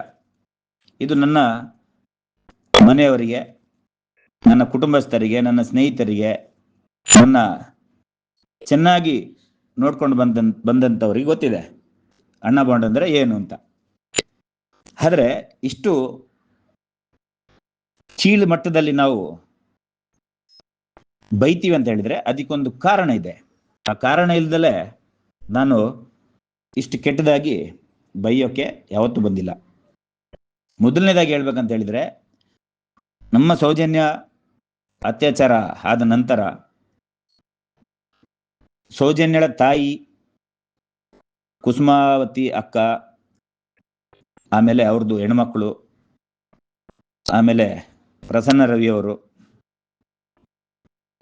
ಮತ್ತೆ ಶಶಿಕಲಾ ಶೆಟ್ಟಿ, ಮತ್ತೆ ವಿಜಯನಾರವಿಯವರು, ಈ ರೀತಿ ನಮ್ಮ ಹೋರಾಟದಲ್ಲಿ ಇರುವಂತಹ ಕೆಲವು ಹೆಣ್ಮಕ್ಳು, ಜೊತೆಗೆ ನಮ್ಮ ಅಂಬಿಕಾ ಪ್ರಭು ಲಾಯರ್ ಅವರು, ಇನ್ನು ಸುಮಾರು ಹೆಣ್ಮಕ್ಳು ಅದರಲ್ಲಿ ಇದ್ದಾರೆ. ಈ ಎಲ್ಲ ಹೆಣ್ಣುಮಕ್ಕಳನ್ನ ಕೆಟ್ಟ ಪದದಲ್ಲಿ ಬರೆಯೋಕೆ ಸ್ಟಾರ್ಟ್ ಮಾಡಿದ್ರು. ಅದರಲ್ಲಿ ನಾನು ಈ ಹೋರಾಟಕ್ಕೆ ಬರೋಕ್ಕೆ ಕಾರಣ ಏನಂತ ಹೇಳಿದ್ರೆ, ಪವರ್ ಟಿವಿಯಲ್ಲಿ ನಮ್ಮ ಕುಸುಮಾವತಿ ಅಕ್ಕ ಮತ್ತೆ ಪ್ರಸನ್ನ ರವಿ ಅವ್ರನ್ನ ಭಯಂಕರ ಕೆಟ್ಟದಾಗಿ ಹೇಳಿರೋದನ್ನ ನಾನು ಮೊದಲು ಕೇಳಿದೆ. ಅದರಲ್ಲಿ ಅವನು ಪ್ರಸನ್ನಕ್ಕನಿಗೆ ಕಾಮಟಿಪುರದ ಕಾಮಾಕ್ಷಿ, ಸೂಳೆ, ಅದು ಇದು ಎಲ್ಲ ಹೇಳ್ಬಿಟ್ಟ. ಆವಾಗ ನಾನೊಬ್ಬ ಶೆಟ್ಟಿಗೆ ಹುಟ್ಟಿದವನು, ನಾನು ಹೇಳ್ತಿದ್ದೀನಿ, ನಾನೊಬ್ಬ ಶೆಟ್ಟಿಗೆ ಹುಟ್ಟಿದವನು, ಶೆಟ್ಟಿಯಾಗಿ ಆ ಒಂದು ನನ್ನ ರಕ್ತ ಉಂಟಲ್ಲ ಆವಾಗ ಕುದಿಯಕ್ಕೆ ಸ್ಟಾರ್ಟ್ ಆಯ್ತು. ಆ ಟೈಮಲ್ಲಿ ನಾನು ಸೌಜನ್ಯ ಹೋರಾಟಕ್ಕೆ ಬಂದಿರೋದು. ನನ್ನನ್ನು ಯಾರು ಕರೆದಿರೋದಲ್ಲ. ಇವತ್ತು ನನ್ನನ್ನು ನಾನು ಹೋಗ್ತೀನಂದ್ರೂ ಯಾರು ಕೇಳೋ ಆಗಿಲ್ಲ. ಯಾಕಂತ ಹೇಳಿದರೆ ಬಂದಿದ್ದೆ ನಾನು. ಆಮೇಲೆ ಯಾರು ಕೂಡ ಯಾಕೆ ಹೋಗ್ತೀರಾ ಅಂತನೂ ಕೇಳೋ ಅಂಥದ್ದೇ ಇಲ್ಲ. ಯಾಕಂತ ಹೇಳಿದರೆ ಸತ್ಯ ಎಲ್ಲಿದೆ ಅಲ್ಲಿ ಹೋರಾಟ ನಡೀತಲೇ ಹೋಗುತ್ತೆ. ನಾನಿರಲಿ ಇಲ್ಲಲೇ ಇರಲಿ, ಹೋರಾಟ ನಿಲ್ಲಲ್ಲ ಅಂತ ಸಮಯದಲ್ಲಿ ನಾನು ಈ ಹೋರಾಟಕ್ಕೆ ಬಂದಿರೋದು. ಆವಾಗ ಈ ಹೆಣ್ಮಕ್ಳನ್ನ, ಹೋರಾಟಕ್ಕೆ ಬಂದಂತಹ ಹೆಣ್ಮಕ್ಳನ್ನ ಇನ್ಸ್ಟಾಗ್ರಾಮಲ್ಲಿ ನೋಡಿ, ಫೇಸ್ಬುಕ್ಕಲ್ಲಿ ನೋಡಿ, ವಾಟ್ಸಪ್ ಸ್ಟೇಟಸ್ಗಳನ್ನ ನೋಡಿ, ಅವ್ರದ್ದು ಇಷ್ಟು ಕೆಟ್ಟದಾಗಿ ಬರೆದಿದ್ದಾರೆ ಹೆಣ್ಮಕ್ಳ ಮೇಲೆ ಅಂತ ಹೇಳಿದರೆ ಕೇಳೋಕೆ ಬಂದಿರೋದು ನ್ಯಾಯನ ಮಾತ್ರ.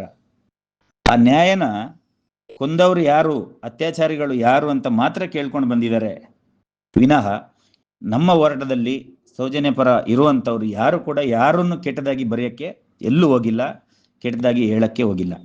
ಇಷ್ಟು ಕೀಳು ಮಟ್ಟದಲ್ಲಿ ಬೈಯೋಕ್ಕೆ, ಇಷ್ಟು ಕೀಳು ಮಟ್ಟದಲ್ಲಿ ಹೇಳೋಕ್ಕೆ ನಮಗೆ ಕಲಿಸಿ ಕೊಟ್ಟಿದ್ದೇ ಈ ವೀರೇಂದ್ರ ಹೆಗ್ಗಡೆ ಗ್ಯಾಂಗಿನವರು. ನನಗೆ ಹೆಸರನ್ನ ಬದಲಾಯಿಸಿ ತಿರುಗಿಸಿ ಮುರುಗಿಸಿ ಹೇಳಕ್ಕೆ ಬರಲ್ಲ. ಡೈರೆಕ್ಟ್ ಹೇಳ್ತಿದ್ದೀನಿ, ಇದೇ ವೀರೇಂದ್ರ ಹೆಗ್ಗಡೆಯ ಗ್ಯಾಂಗಿನವರು. ಅವನು ದೇವಸ್ಥಾನ ನಡೆಸೋದಲ್ಲ, ಅವನೊಂದು ಗ್ಯಾಂಗ್ ನಡೆಸೋದು. ಅದರಿಂದ ಆ ಗ್ಯಾಂಗಿನ ಈ ಎಲ್ಲ ಮುಖ್ಯಸ್ಥರು ಇವರಿಗೆ ಪೇಮೆಂಟ್ ಬರುತ್ತೆ.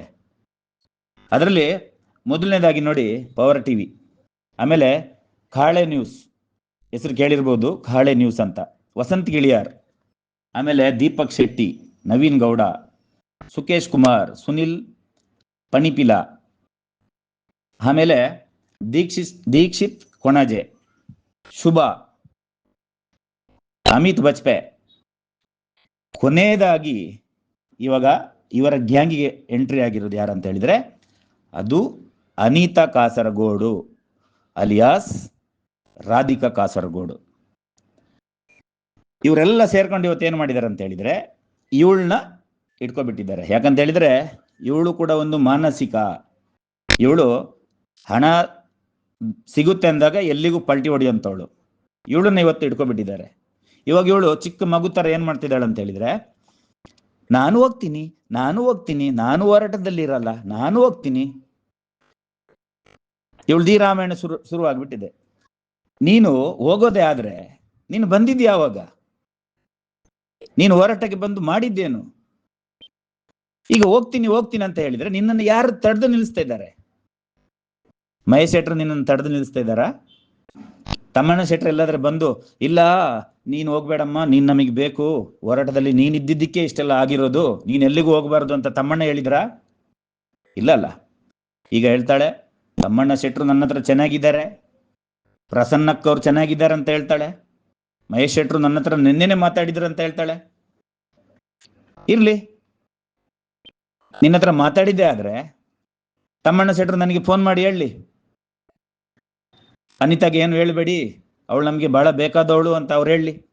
ಪ್ರಸನ್ನಕ್ಕ ನನಗೆ ಫೋನ್ ಮಾಡಿ ಹೇಳಿ, ಮಹೇಶ್ ಶೆಟ್ರು ನನಗೆ ಹೇಳಿ ಅವಳು ಬೇಕಾದವಳು ಹೋರಾಟಕ್ಕೆ ಅಂತ ಹೇಳಿ. ಮಹೇಶ್ ಶೆಟ್ರು ಆತರ ಯಾರು ಹೇಳ್ತಿಲ್ಲಲ್ಲ, ನಿನ್ನನ್ನು ಮೂಸ್ತಾನೆ ಇಲ್ಲ ಯಾರು.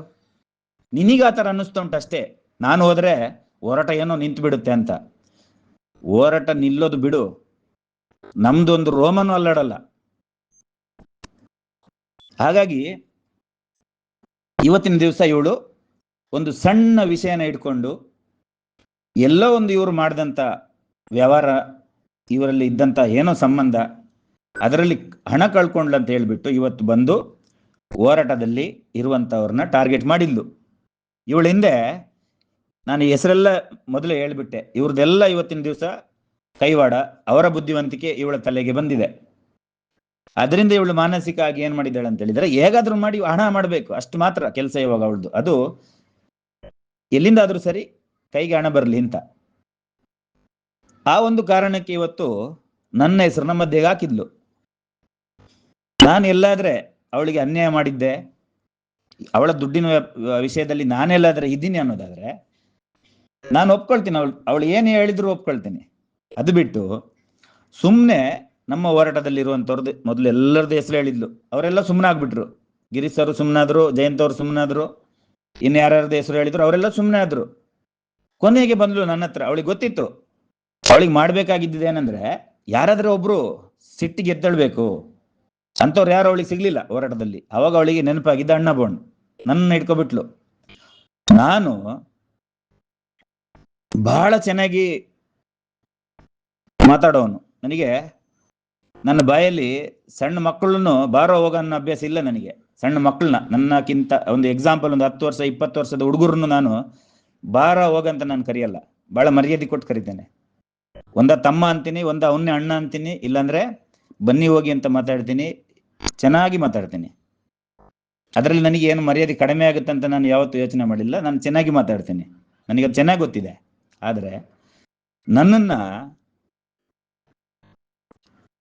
ಬೆರಳಲ್ಲಿ ಒತ್ತಕ್ ಬರ್ತಾರಲ್ಲ, ಯಾವ ರೀತಿಯಲ್ಲಾದ್ರೂ ಪರವಾಗಿಲ್ಲ, ಆವಾಗ ನಾನು ಮನುಷ್ಯನೇ ಬೇರೆ. ಆವಾಗ ನಾನು ಹೇಳಂತ ಮಾತುಗಳಿದೆಯಲ್ಲ, ಅದಕ್ಕೆ ಲಿಮಿಟ್ಸ್ ಇರಲ್ಲ. ಸೌಜನ್ಯದ ವಿಷಯ ಬಂದಾಗ ನಾನು ಕಂಟ್ರೋಲ್ ಮೇಲೇನೆ ಇರಲ್ಲ ನಾನು. ಇವರೆಲ್ಲರೂ ಇಷ್ಟು ವೀರೇಂದ್ರ ಹೆಗ್ಗಡೆ ಗ್ಯಾಂಗ್ನಲ್ಲಿ ಇರೋರು, ಇವರೆಲ್ಲ ನಮಗೆ ಕಲ್ಸ್ಕೊಟ್ರು. ಇವರು ಯಾವ ರೀತಿ ಬೈಬೇಕು ಅಂತ, ಯಾವ ರೀತಿ. ನಾವು ಬರೆಯಕ್ಕೆ ಎಲ್ಲೂ ನಾವು ಹೋಗಿಲ್ಲ. ನಾವು ಯಾರನ್ನು, ನಾನೇ ಸ್ವತಃ ಹೇಳ್ತೀನಿ, ನಾನು ಯಾವುದೇ ಹೆಣ್ಣು ಮಕ್ಕಳದ್ದು ಫೋಟೋ ಹಾಕಿ ಫೇಕ್ ಅಕೌಂಟ್ ಮಾಡಿ ನಾನೇನು ಮಾಡಕ್ಕೆ ಹೋಗಿಲ್ಲ. ಆದರೆ ಈ ವೀರೇಂದ್ರ ಹೆಗ್ಗಡೆ ಗ್ಯಾಂಗಿನಲ್ಲಿ ಒಬ್ಬ ಪ್ರವೀಣ್ ಲೋಬೋ, ಯಶವಂತ್ ಗಟ್ಟಿ ಅಂತ ಹೆಸರು ಒಂದು, ಇನ್ನೊಬ್ಬ ನವೀನ್ ಗೌಡ ಅವನೊಬ್ಬ ಇದ್ದಾನೆ. ಇವರೆಲ್ಲ ಫೇಕ್ ಅಕೌಂಟ್ ಮಾಡಿಕೊಂಡು ಫೋಟೋಗಳನ್ನೆಲ್ಲ ಹಾಕಿದ್ರು. ನಾನು ಮುಂಬೈಯಲ್ಲಿ ಇದ್ದೀನಿ. ನನಗೆ ಇಲ್ಲಿ ಬಹಳಷ್ಟು ಮಹಿಳೆಯರು ನನ್ನ ಸಂಘಟನೆಯಲ್ಲಿ ನನ್ನ ಆತ್ಮೀಯರಾಗಿ ನನ್ನ ಜೊತೆ ಇದ್ದಾರೆ. ನನಗೆ ಗೊತ್ತಿದೆ ಹೆಂಗಸರಿಗೆ ಯಾವ ರೀತಿ ರೆಸ್ಪೆಕ್ಟ್ ಕೊಡಬೇಕು, ಅವರಿಂದ ಯಾವ ರೀತಿ ರೆಸ್ಪೆಕ್ಟ್ ತಗೋಬೇಕು, ನನಗೆ ಚೆನ್ನಾಗಿ ಗೊತ್ತಿದೆ. ನನ್ನ ಶಾಲೆ ಟೀಚರಿಂದ ಹಿಡಿದು ನನ್ನ ಕ್ಲಾಸ್ಮೇಟ್ಸ್ ಎಷ್ಟು ಜನ ಹುಡುಗಿರಿದ್ದಾರೆ, ಇವತ್ತಿಗೂ ನಾನು ಅವರಿಗೆ ಕೊಡುವಂಥ ಮರ್ಯಾದೆಯೇ ಬೇರೆ, ಅವರು ನನಗೆ ಕೊಡುವಂಥ ಮರ್ಯಾದೆ ಬೇರೆ. ಎಲ್ಲೂ ನಾನು ಇಷ್ಟು ಹೊರಟಾಗಿ ನನ್ನವ್ರ ಹತ್ರ ನಾನು ಮಾತಾಡಕ್ಕೆ ಹೋಗಲ್ಲ. ಆದರೆ ನಾನು ಇಂಥ ವಿಷಯದಲ್ಲಿ ಸುಮ್ಮನೆ ಇರುವಂಥ ಅಣ್ಣಬೋಣ ನಾನಲ್ಲ. ನಮ್ಮನ್ನ ಕೆಡಿಸೋಕೆ ಬಂದ್ರೆ ಅದು ಯಾವನೇ ಆಗಿರ್ಲಿ, ಅವನದು ಬ್ಯಾಂಕ್ ಬ್ಯಾಲೆನ್ಸ್ ಬೇಕಾದ್ರೆ 100 ಕೋಟಿ ಇರಲಿ, ನಾನೊಂದು ಸಲ ನನಗೆ ಬೆರಳು ತೋರಿಸಿ ನನ್ನ ವಿರುದ್ಧ ನಿಂತು ಕೆಟ್ಟದಾಗಿ ಮಾತಾಡ್ದಂತ ಹೇಳಿದ್ರೆ ಅವನದು ಅಕೌಂಟಲ್ಲಿ 100 ಕೋಟಿ ಇದ್ರು ಅವನು ನಂದೊಂದು ರೋಮಕ್ಕೆ ಸಮ ಅನ್ಕೊಂಡು ಅಲ್ಲೇ ಅವನಿಗೆ ನಾನು ಆನ್ಸರ್ ಕೊಡ್ತೀನಿ. ನನ್ನ ಹತ್ರ ಆ ಕೆಪಾಸಿಟಿ ಇದೆ. ನಂದು ರಕ್ತನೇ ಆ ಥರದ್ದು. ನನಗೆ ಚೆನ್ನಾಗಿ ಮಾತಾಡೋಕ್ಕೂ ಬರುತ್ತೆ, ಕೆಟ್ಟದಾಗಿ ಮಾತಾಡೋದ್ರಲ್ಲಿ ನನಗೆ ಲಿಮಿಟ್ಸೇ ಇಲ್ಲ. ಅದನ್ನ ನಾನು ಈ ಸೌಜನ್ಯ ಹೋರಾಟಕ್ಕೆ ಬಂದ ಮೇಲೆ ಈ ವೀರೇಂದ್ರ ಹೆಗ್ಗಡೆಯ ಗ್ಯಾಂಗಿನವರಿಂದ ಕಲ್ತ್ಕೊಂಡಿದ್ದೀನಿ. ನಾನು ನನಗೆ ಇದೇನಿಲ್ಲ, ಇದ್ರಕ್ಕಿಂತಲೂ ಕೆಟ್ಟದ್ದು ಬರುತ್ತೆ. ಅದನ್ನ ನಾನು ಇನ್ನೂ ಹೇಳಿಲ್ಲ ಯಾರ ಮೇಲೂ. ಇದ್ರಕ್ಕಿಂತಲೂ ಕೆಟ್ಟದಾಗಿ ನಾನು ಹೇಳೋಂಥದ್ದು ನನಗೆ ಬರುತ್ತೆ. ಹಾಗಾಗಿ ಇವರು ಇಷ್ಟು ಇವನ ಗ್ಯಾಂಗಿನಲ್ಲಿ ಇರುವಂಥವ್ರು ಎಲ್ಲ ಇವರು ಹಿಂದೂಗಳೇ. ನಮ್ಮ ಹಿಂದೂ ಬಾವುಟನ್ನ ತನ್ನ DP-ಯಲ್ಲಿ ಇಟ್ಕೊಂಡು, ಕೊರಗಜ್ಜ ಅಣ್ಣಪ್ಪ ಸ್ವಾಮಿ, ಮಂಜುನಾಥ ಸ್ವಾಮಿಯ ಫೋಟೋಗಳನ್ನ ಇಟ್ಕೊಂಡು, ಫೇಸ್ಬುಕ್ಕಲ್ಲಿ ದೇವ್ರದ ಹೆಸರಲ್ಲಿ ಐಡಿಗಳನ್ನ ಕ್ರಿಯೇಟ್ ಮಾಡಿಕೊಂಡು, ತಮ್ಮ ಮುಖ ತೋರಿಸ್ದಲೆ ಆ ಫೇಕ್ ಐಡಿಗಳಲ್ಲಿ ನಮ್ಮ ಮನೆ ಹೆಣ್ಮಕ್ಳನ್ನ ಇಷ್ಟು ತೇಜವಾದೆ ಮಾಡಿಕೊಂಡು, ಫೋಟೋಗಳನ್ನ ಅಪ್ಲೋಡ್ ಮಾಡಿಕೊಂಡು, ವಿಡಿಯೋಗಳನ್ನ ಹಾಕೊಂಡು, ಎಲ್ಲ ಫೇಕ್ ಅಕೌಂಟಲ್ಲಿ ಕೆಟ್ಟದಾಗಿ ಬರೆಯೋದನ್ನೆಲ್ಲ ಇವರು ಇವತ್ತಿಗೂ ಮಾಡ್ತಾ ಇದ್ದಾರೆ. ನಂದು ವಿಡಿಯೋನ, ನಂದು ಫೋಟೋನ, ಇದನ್ನೆಲ್ಲ ಬೇರೆ ಬೇರೆ ಅಪ್ಲಿಕೇಶನ್ಗೆಲ್ಲ ಹಾಕಿ ಅದರಲ್ಲಿ ಕೆಟ್ಟದಾಗಿ ಮಾಡಿ ತೋರಿಸ್ತಿದ್ದಾರೆ. ಅದರಿಂದ ಏನು ಪ್ರಯೋಜನ ಇದೆ? ಇವರಿಗೆ ತಾಕತ್ ಅನ್ನೋದಿದ್ರೆ ನಮ್ಮ ಹತ್ರನೇ ಬಂದು ಹೋರಾಟ ಮಾಡಿ. ಈ ಫೇಕ್ ಅಕೌಂಟ್ ಮಾಡ್ಕೊಂಡು ನಿಮ್ಮಿಂದ ಏನು ಸಾಧನೆ ಮಾಡಕ್ ಸಾಧ್ಯ ಇದೆ? ಇವಾಗ ಅವರು ವಿಜಯ ನಾರವಿ ಅವ್ರ ಜೊತೆ ನಂದು ಫೋಟೋನ ಎಡಿಟ್ ಮಾಡಿ ಹಾಕಿದ್ದಾರೆ. ಬೀಚಿಗೆ ಹೋಗೋದಂತೆ, ಇನ್ನೆಲ್ಲಿಗೂ ಹೋಗೋದಂತೆ. ಇದನ್ನೆಲ್ಲ ಮಾಡಿ ನಿಮಗೆ ಏನು ಸಿಗುತ್ತೆ? ನಂದು ಏನಾದ್ರೆ ನಿಮ್ಗೆ ಅಲ್ಲಾಡ್ಸಕ್ಕಾಗುತ್ತಾ? ಏನೂ ಆಗಲ್ಲ. ನಾವು ಒಳ್ಳೆ ರೀತಿಯಲ್ಲಿ ಏನ್ ಹೇಳ್ತಿದೀವಿ ಅಂತ ಹೇಳಿದ್ರೆ, ನಿಮ್ಮಿಂದ ನಮ್ಮನ್ನ ಏನು ಮಾಡಕ್ಕಾಗಲ್ಲ, ಅದು ನಿಮ್ ತಲೆಯಲ್ಲಿ ಇರ್ಲಿ. ಆ ಒಂದು ಕಾರಣಕ್ಕೆ ಅವ್ರಿಗೆ ಗೊತ್ತಿದೆ ಏನು ಮಾಡಕ್ಕಾಗಲ್ಲ ಇವ್ರ ಹತ್ರ ಅನ್ನೋದು ಅವ್ರಿಗೆ ಗೊತ್ತಿದೆ. ಹಾಗಾಗಿ ಈ ಎಲ್ಲ ಫೇಕ್ ಐಡಿಗಳು ಮತ್ತೆ ಕೆಲವು ಈ ತರ ಅಕೌಂಟ್ ಮಾಡ್ಕೊಂಡು ಅಲ್ಲಿ ಇಲ್ಲಿ ಬರ್ದಾಕಂತವ್ರದ್ದು ಹೆಸರೆಲ್ಲ ನಾನು ಮೊದಲೇ ಹೇಳಿದೆ. ಇವರೆಲ್ಲ ಹೋರಾಟಗಾರರನ್ನ ಯಾವುದಾದ್ರೊಂದು ರೀತಿಯಲ್ಲಿ ಬಾಯಿ ಮುಚ್ಚಿಸ್ಬೇಕು ಅಂತ ಪ್ರಯತ್ನ ಪಡ್ತಾರೆ. ಅಂಥ ಸಮಯದಲ್ಲಿ ಅವನು ಪ್ರವೀಣ್ ಲೋಬೋ ಅನ್ನೋನು, ಯಶವಂತ್ ಗಟ್ಟಿ ಮತ್ತೆ ಇನ್ನು ಕೆಲವು ಅಕೌಂಟ್ಗಳಿದ್ದು, ನವೀನ್ ಗೌಡ ಅನ್ನೋನ ಮೇಲೆ ನಿನ್ನೆಷ್ಟೇ ನನಗೆ ಪೊಲೀಸ್ ಸ್ಟೇಷನಿಂದ ಫೋನ್ ಬಂದಿತ್ತು, ಚಾರ್ಜ್ ಶೀಟ್ ರೆಡಿ ಮಾಡಿದ್ದೀವಿ ಅಂತ. ಅದು ಅವನನ್ನು ಎತ್ತಾಕ್ತಾರೆ ಇವತ್ತಲ್ಲ ನಾಳೆ, ಅದಿರಲಿ. ಆ ಪ್ರವೀಣ್ ಲೋಬೋ ಅನ್ನೋನನ್ನ ನನ್ನ ಬಾಂಬೆಯಲ್ಲಿ ನನ್ನ ವೈಫು, ಇಲ್ಲಿಯ ಅಡ್ವೊಕೇಟ್, ಮುಂಬೈಯಲ್ಲಿ ಹೈಕೋರ್ಟಲ್ಲಿ ನನ್ನ ವೈಫು ಅಡ್ವೊಕೇಟ್, ನನ್ನ ವೈಫುದು ಮುಖಾಂತರ ಇವ್ರ ಮೇಲೆ ಕೇಸ್ ಮಾಡಿಸ್ಬಿಟ್ಟು ಅದರಲ್ಲಿ ನಾನು ಯಶವಂತ ಗಟ್ಟಿನ ಹಿಡಿಸ್ದೆ. ನನ್ನ ವೈಫ್ ಇಲ್ಲಿ ಅಡ್ವೊಕೇಟ್ ಆಗಿರೋದು. ನಾನು ಇಷ್ಟು ಕೆಟ್ಟದಾಗಿ ಮಾತಾಡ್ಬೇಕಂತ ಹೇಳಿದ್ರೆ, ನನ್ನ ಜೊತೆ ನನ್ನ ವೈಫ್ ಅಡ್ವೊಕೇಟ್ ಆಗಿರೋದು ಒಂದು ಎಜುಕೇಟೆಡ್ ಫ್ಯಾಮಿಲಿಯಿಂದ ಬಂದಂತಹ ನನ್ನ ಹೆಂಡತಿ.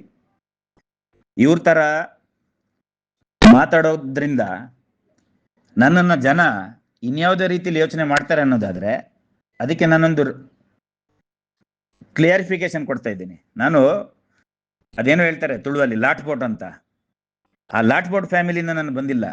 ನನ್ನ ಜೊತೆ ಇರೋ ಫ್ರೆಂಡ್ಸ್ಗಳೆಲ್ಲ ಲಾಟ್ಪೋಟ್ ಅಲ್ಲ. ಕನ್ನಡದವರಿಗೆ ಅರ್ಥ ಆಗುತ್ತೆ ಇಲ್ವೋ ಗೊತ್ತಿಲ್ಲ, ಅಂದ್ರೆ ಕಾಂಜಿ ಪಿಂಜಿ ಅಂತ ಹೇಳ್ತೀವಲ್ಲ, ಅಂಥ ಫ್ಯಾಮಿಲಿಯಿಂದ ಬಂದವನಲ್ಲ ನಾನು. ನನ್ನ ಸ್ನೇಹಿತರೆಲ್ಲ ಕಾಂಜಿ ಪಿಂಜಿ ಯಾರು ಸ್ನೇಹಿತರಿಲ್ಲ. ನನ್ನ ಸುತ್ತ ಹೊಸ ಜನರು, ಅಂದ್ರೆ ನನಗೆ ಒಬ್ರು ನಾಳೆ ಒಬ್ರು ಪರಿಚಯ ಆಗ್ತಾರೆ ಅಂತ ಹೇಳಿದ್ರೆ, ಅವರು ಕಾಂಜಿ ಪಿಂಜಿ ಜನ ನನ್ನ ಜೊತೆ ಪರಿಚಯಕ್ಕೆ ಆಗಲ್ಲ. ಅವ್ರದ್ದು ಸ್ಟ್ಯಾಂಡರ್ಡ್ ಒಂದಿರುತ್ತೆ, ಅಂಥವ್ರು ಮಾತ್ರ ನನ್ನ ಜೊತೆ ಪರಿಚಯ ಆಗ್ತಾರೆ, ಅಂಥವ್ರು ಮಾತ್ರ ನನ್ನ ಸ್ನೇಹಿತರಾಗಿರ್ತಾರೆ. ಹೊಸಬ್ರು ಅಷ್ಟೇ, ಇರೋರು ಅಷ್ಟೇ. ನಾನು ಈ ರೀತಿ ಅಗ್ರೆಸಿವ್ ಆಗ್ತೇನೆ, ನಾನು ಇಷ್ಟು ಕೆಟ್ಟದಾಗಿ ಬೈತೀನಿ ಅನ್ನೋದಾದ್ರೆ ಅದಕ್ಕೆ ಕಾರಣನೇ ಈ ನಮ್ಮ ವೀರೇಂದ್ರ ಹೆಗ್ಗಡೆಯ ಗ್ಯಾಂಗಿನವರು. ಇವತ್ತು ಈ ಅನಿತಾ ಕಾಸರಗೋಡ್ನ ಯಾವುದೋ ಅವಳದು ಪರ್ಸನಲ್ ದುಡ್ಡಿನ ವಿಷಯಕ್ಕೆ ಇವತ್ತು ಪದೇ ಅವಳು ನಮ್ಮ ಹೋರಾಟದಲ್ಲಿ ಬಂದು ನಮ್ಮನ್ನ ತೇಜೋವಾದ ಮಾಡಕ್ಕೆ ಪ್ರಯತ್ನ ಪಡ್ತಾಳೆ. ಅದರಲ್ಲಿ ಏನೂ ಆಗಲ್ಲ. ನಾನು ಅದಕ್ಕೋಸ್ಕರ ಸ್ಪಷ್ಟವಾಗಿ ಒಂದು ಒಳ್ಳೆ ಮಾತಿಂದ ವಾಯಿಸಿ ಬಿಡ್ತಾ ಇದ್ದೀನಿ. ನನಗೆ ಕೆಟ್ಟದಾಗಿ ಮಾತಾಡಕ್ಕೆ ಬರುತ್ತೆ, ಅದನ್ನು ನಾನು ಆವಾಗಲೇ ಹಾಕಿ ಆಗಿದೆ. ನಾನು ಹಾಕೋ ವಾಯ್ಸನ್ನ ಇನ್ನೊಂದು ಗ್ರೂಪಿಗೆ ಹಾಕೋಕೆ ಜನ, ನಮ್ಮ ಸೌಜನ್ಯ ಪರ ಹೋರಾಟಗಾರರು ಎದುರ್ತಾರೆ. ನನ್ನ ವಾಯ್ಸ್ನ ಇನ್ನೊಂದು ಕಡೆ ಶೇರ್ ಮಾಡೋಕೆ ಎದುರ್ತಾರೆ ನನ್ನವರು. ಯಾಕಂತ ಹೇಳಿದ್ರೆ ಅದರಲ್ಲಿ ನಾವು ನಿಮ್ಮ ಹೋರಾಟದಲ್ಲಿ ಇದೀವಿ ಅಂತ ಹೇಳ್ಕೊಂಡು ಅವ್ರ ಕಡೆ ಅವ್ರ ಗ್ರೂಪಿಗೆ ಸೇರಿಸ್ಕೊಂಡು ಅವರಲ್ಲಿ ಕೇಳ್ತಾರೆ ಇವ್ರನ್ನ, ಯಾಕೆ ಆ ಥರ ಎಲ್ಲ ಗ್ರೂಪಲ್ಲಿ ಹಾಕ್ತೀರಂತ ಹೇಳ್ತಾರೆ. ಅವಾಗ ಇವರು ಸಡನ್ಲಿ ಅದನ್ನ ಡಿಲೀಟ್ ಮಾಡ್ತಾರೆ, ಇಲ್ಲ ಆ ಥರ ಎಲ್ಲ ಹೇಳ್ಬೇಡಿ ಅಂತ ಹೇಳ್ತಾರೆ. ಈ ರೀತಿ ಮೊನ್ನೆ ಅಷ್ಟೇ ಒಂದು ಆಗಿದೆ. ಇವರೆಲ್ಲ ನಾವು ಸೌಜನ್ಯ ಹೋರಾಟದಲ್ಲಿ ಇದ್ದೀವಿ ಅಂತ ಹೇಳ್ತಾರೆ. ಆದ್ರೆ ನಾವು ಇಂಥವರಿಗೆ ನಮ್ಮ ಹೋರಾಟದಲ್ಲಿ ಇರುವಂತಹ ಹೆಣ್ಣು ಮಕ್ಕಳನ್ನ ಇಷ್ಟು ಕೆಟ್ಟದಾಗಿ ತೇಜವಾದೆ ಮಾಡಿದಾರಲ್ಲ, ಸೂಳೆ ರಂಡೆ ಮುಂಡೆ ಅಂತೆಲ್ಲ ಬರ್ದಾಕಿ ಫೋಟೋನೆಲ್ಲ ಅಪ್ಲೋಡ್ ಮಾಡಿದಾರಲ್ಲ, ಆವಾಗ ಇವರಿಗೆ ಬೇಸರ ಆಗಿಲ್ಲ. ಇವ್ರಿಗೆ ಎಲ್ಲಿ ಬೇಸರ ಆಗುತ್ತೆ ಅಂತ ಹೇಳಿದ್ರೆ, ಸೌಜನ್ಯ ಪರ ಹೋರಾಟದಲ್ಲಿ ಅಣ್ಣ ಬಾಂಡ್ ಎಲ್ಲಾದ್ರೆ ಆ ವೀರೇಂದ್ರ ಹೆಗ್ಗಡೆ ಗ್ಯಾಂಗಿನವರಿಗೆ ಈ ರೀತಿ ಹೇಳಿದ್ರೆ, ನಮ್ಮ ಸೌಜನ್ಯ ಪರ ಹೋರಾಟದಲ್ಲಿರುವವರಿಗೆ ಕೆಲವರಿಗೆ ಬೇಜಾರಾಗುತ್ತೆ. ಅವರಿಗೆ ಬೇಜಾರಾಗಕ್ಕೆ ಕಾರಣ ಇಷ್ಟೇ, ಏನಂತ ಹೇಳಿದ್ರೆ ಅವರು ಪೊಲೀಸ್ನವರೊಂದು ಕಬರಿ ಇಡ್ತಾರೆ ಹೊರಗಡೆಯಿಂದ ಇನ್ಫಾರ್ಮೇಶನ್ ತೆಗಿಯೋಕೆ. ಆ ರೀತಿ ಇವರನ್ನ ಆ ವೀರೇಂದ್ರ ಹೆಗ್ಗಡೆಯ ಗ್ಯಾಂಗಿನವರು ಇಟ್ಟಿದ್ದಾರೆ. ನಮಗೆ ನೀವು ಸೌಜನ್ಯ ಹೋರಾಟದಲ್ಲಿ ಎಲ್ಲರ ಜೊತೆ ಚೆನ್ನಾಗಿರ್ಬೇಕು, ನಮಗೆಲ್ಲ ಇನ್ಫಾರ್ಮೇಶನ್ ಕೊಡ್ತಾ ಇರಬೇಕು ಅಂತ ಆ ಒಂದು ರೀತಿಯಲ್ಲಿ ಅವರು ಕೆಲಸ ಮಾಡ್ತಾರೆ. ಆದರೆ ನಾನು ಅದನ್ನ ತಲೆಗೆ ತಗೊಳ್ಳಲ್ಲ. ನನಗೆ ಬೇಕನ್ನೋದನ್ನು ನಾನು ಮಾಡಿಯೇ ಮಾಡ್ತೇನೆ. ಕೆಟ್ಟದಾಗಿ ಹೇಳಬೇಕಂತ ಹೇಳಿದರೆ ನನಗೆ ಇನ್ನಷ್ಟು ವರ್ಸ್ಟ್ ಲ್ಯಾಂಗ್ವೇಜ್ ಬರುತ್ತೆ, ಅದನ್ನು ನಾನು ಹೇಳ್ತೀನಿ. ನಾನು ಅನಿತಾ ಕಾಸರಗೋಡಿಗೆ ಒಂದು ಒಳ್ಳೆ ರೀತಿಲಿ ಈ ಒಂದು ವಾಯ್ಸನ್ನ ಬಿಟ್ಟೆ. ಎಲ್ಲ ಹೋರಾಟಗಾರರು ತಿಳ್ಕೊಳ್ಳಿ, ಇವಳು ಹೋರಾಟಕ್ಕೆ ಬಂದವಳಂತೂ ಅಲ್ಲ, ಇವಳನ್ನ ಕರೆದಿರೋದು ಯಾರು ಇಲ್ಲ. ಇವಳು ಇವತ್ತು ಹೋಗ್ತೀನಿ ಅಂತ ಹೇಳಿದ್ರೆ ಅದರಿಂದ ಏನು ವ್ಯತ್ಯಾಸ ಆಗೋದಿಲ್ಲ, ಬದಲಾವಣೆ ಏನೂ ಆಗಲ್ಲ. ಹೋರಾಟ ಹೆಂಗಿದೆ ಹಂಗೆ ಹೋಗ್ತಾ ಇರುತ್ತೆ. ಅವಳು ಹೋಗೋದ್ರಿಂದ ಅವಳನ್ನು ತಡೆಯೋರು ಇಲ್ಲ, ಯಾರು ಇಲ್ಲ. ಅದಕ್ಕೆ ಎಲ್ಲ ಹೋರಾಟಗಾರರಿಗೆ ಕ್ಲಿಯರ್ ಆಗಿರಲಿ. ಅದರ ಮೇಲೆ ಪ್ರತಿಯೊಬ್ಬ ಹೋರಾಟಗಾರ ಕೂಡ ನೀವು ನಿಜವಾದ ಸೌಜನ್ಯ ಪರ ಹೋರಾಟಗಾರರಾದ್ರೆ, ಅವಳದು ಕಾಂಟ್ಯಾಕ್ಟ್ ಅಲ್ಲಿ ಇದ್ರೆ ದಯವಿಟ್ಟು ನೀವು ನಿಜವಾದ ಹೋರಾಟಗಾರರಾದ್ರೆ ಅದನ್ನ ಅಲ್ಲೇ ಲೈನ್ ಕಟ್ ಮಾಡಿಬಿಡಿ, ಅವಳ ನಂಬರ್ ಡಿಲೀಟ್ ಮಾಡಿಬಿಡಿ, ಮುಗೀತು. ಅವಳಿಗೆ ಗೊತ್ತಾಗಬೇಕು ಯಾರೆಲ್ಲ ನನ್ನನ್ನು ಕಾಂಟ್ಯಾಕ್ಟಿಂದ ಬಿಟ್ಟುಬಿಟ್ರು ಅಂತ. ಆ ಕೆಲಸನೇ ನೀವು ಮಾಡಿ. ನಿಮಗೆ ಇದು ಇವತ್ತು ಅರ್ಥ ಆಗಬೇಕಂತ ನಾನು ಇಷ್ಟು ಕ್ಲಿಯರ್ ಆಗಿ ಹೇಳಿದ್ದೀನಿ. ಅವಳನ್ನ ಇವತ್ತು ಈ ರೀತಿ ಕೆಲಸ ಮಾಡಿಸ್ತಿರೋದು ಈ ಎಲ್ಲ ಗ್ಯಾಂಗಿನ ಲೀಡರ್ಗಳು. ಇವರಿವತ್ತು ಅವಳ ಜೊತೆ ನಾವು ಜಗಳದಲ್ಲೇ ಇದ್ದೀವಿ ಅಂತ ತೋರಿಸ್ಕೊಳ್ತಾ ಇದ್ದಾಳೆ. ಇವಳು ಮತ್ತೆ ವೀರೇಂದ್ರ ಹೆಗ್ಗಡೆ ಗ್ಯಾಂಗಿನವರು ಅವರಿಬ್ರು ಜಗಳದಲ್ಲೇ ಇದ್ದಾರೆ ಅಂತ ತೋರಿಸ್ತಿದ್ದಾಳೆ ನಮಗೆ. ಆದ್ರೆ ಇವಳು ಎಲ್ಲರ ಜೊತೆ ಚೆನ್ನಾಗಿದ್ದಾಳೆ. ಇವಳಿಗೀಗ ವಸಂತ್ ಗಿಳಿಯಾರ್ನ ಮೀಟ್ ಆಗ್ಬೇಕಂತೆ, ದೀಪಕ್ ಶೆಟ್ಟಿನ ಮೀಟ್ ಆಗ್ಬೇಕಂತೆ, ಇನ್ನು ಕೆಲವ್ರನ್ನ ಮೀಟ್ ಆಗೋಕೆ ಬಾಕಿ ಇದೆ. ಇನ್ನೆಲ್ಲರನ್ನು ಇವಳು ಮೀಟ್ ಆಗ್ತಾಳೆ. ನಮ್ಮ ಮನೆ ಹೆಣ್ಮಕ್ಳನ್ನ, ನಮ್ಮ ಹೋರಾಟದ ಹೆಣ್ಮಕ್ಳನ್ನ ಇವರು ಸೂಳೆ ಇನ್ನು ಏನೇನೋ ಭಾಷೆಯಲ್ಲಿ ಬರ್ದಾಕಿ ಏನೇನೋ ಮಾಡಿ ಹಾಕಿದ್ದಾರೆ. ಅಂತದನ್ನ ನೋಡಿದಾಗ ನಾವು ಸುಮ್ಮನೆ ಇರ್ಬೇಕಾ? ನೀವೆಲ್ಲರೂ ಸುಮ್ಮನೆ ಇರ್ಬೋದು, ಆದ್ರೆ ಅಣ್ಣ ಬಾಂಡು ಸುಮ್ಮನೆ ಇರಲ್ಲ. ನನ್ನ ತಂಟೆಗೆ ಬಂದ್ರೆ ನಂದು ಲ್ಯಾಂಗ್ವೇಜ್ ಚೇಂಜ್ ಆಗುತ್ತೆ. ಸುಮ್ಮನೆ ಇದ್ರೆ ನಾವು ಸುಮ್ಮನೆ ಇರ್ತೀವಿ. ಮೊನ್ನೆನೊಂದ್ಸಲ ನೋಡಿದೆ, ಆ ವಸಂತ ಗಿಳಿಯಾರ್ ಅನ್ನೋ ಒಂದೊಂದು ಫೇಸ್ಬುಕ್ ಐಡಿಯಲ್ಲಿ ನಂದು ಬಗ್ಗೆ ಏನೋ ಬರ್ದು ಹಾಕಿದ್ದ.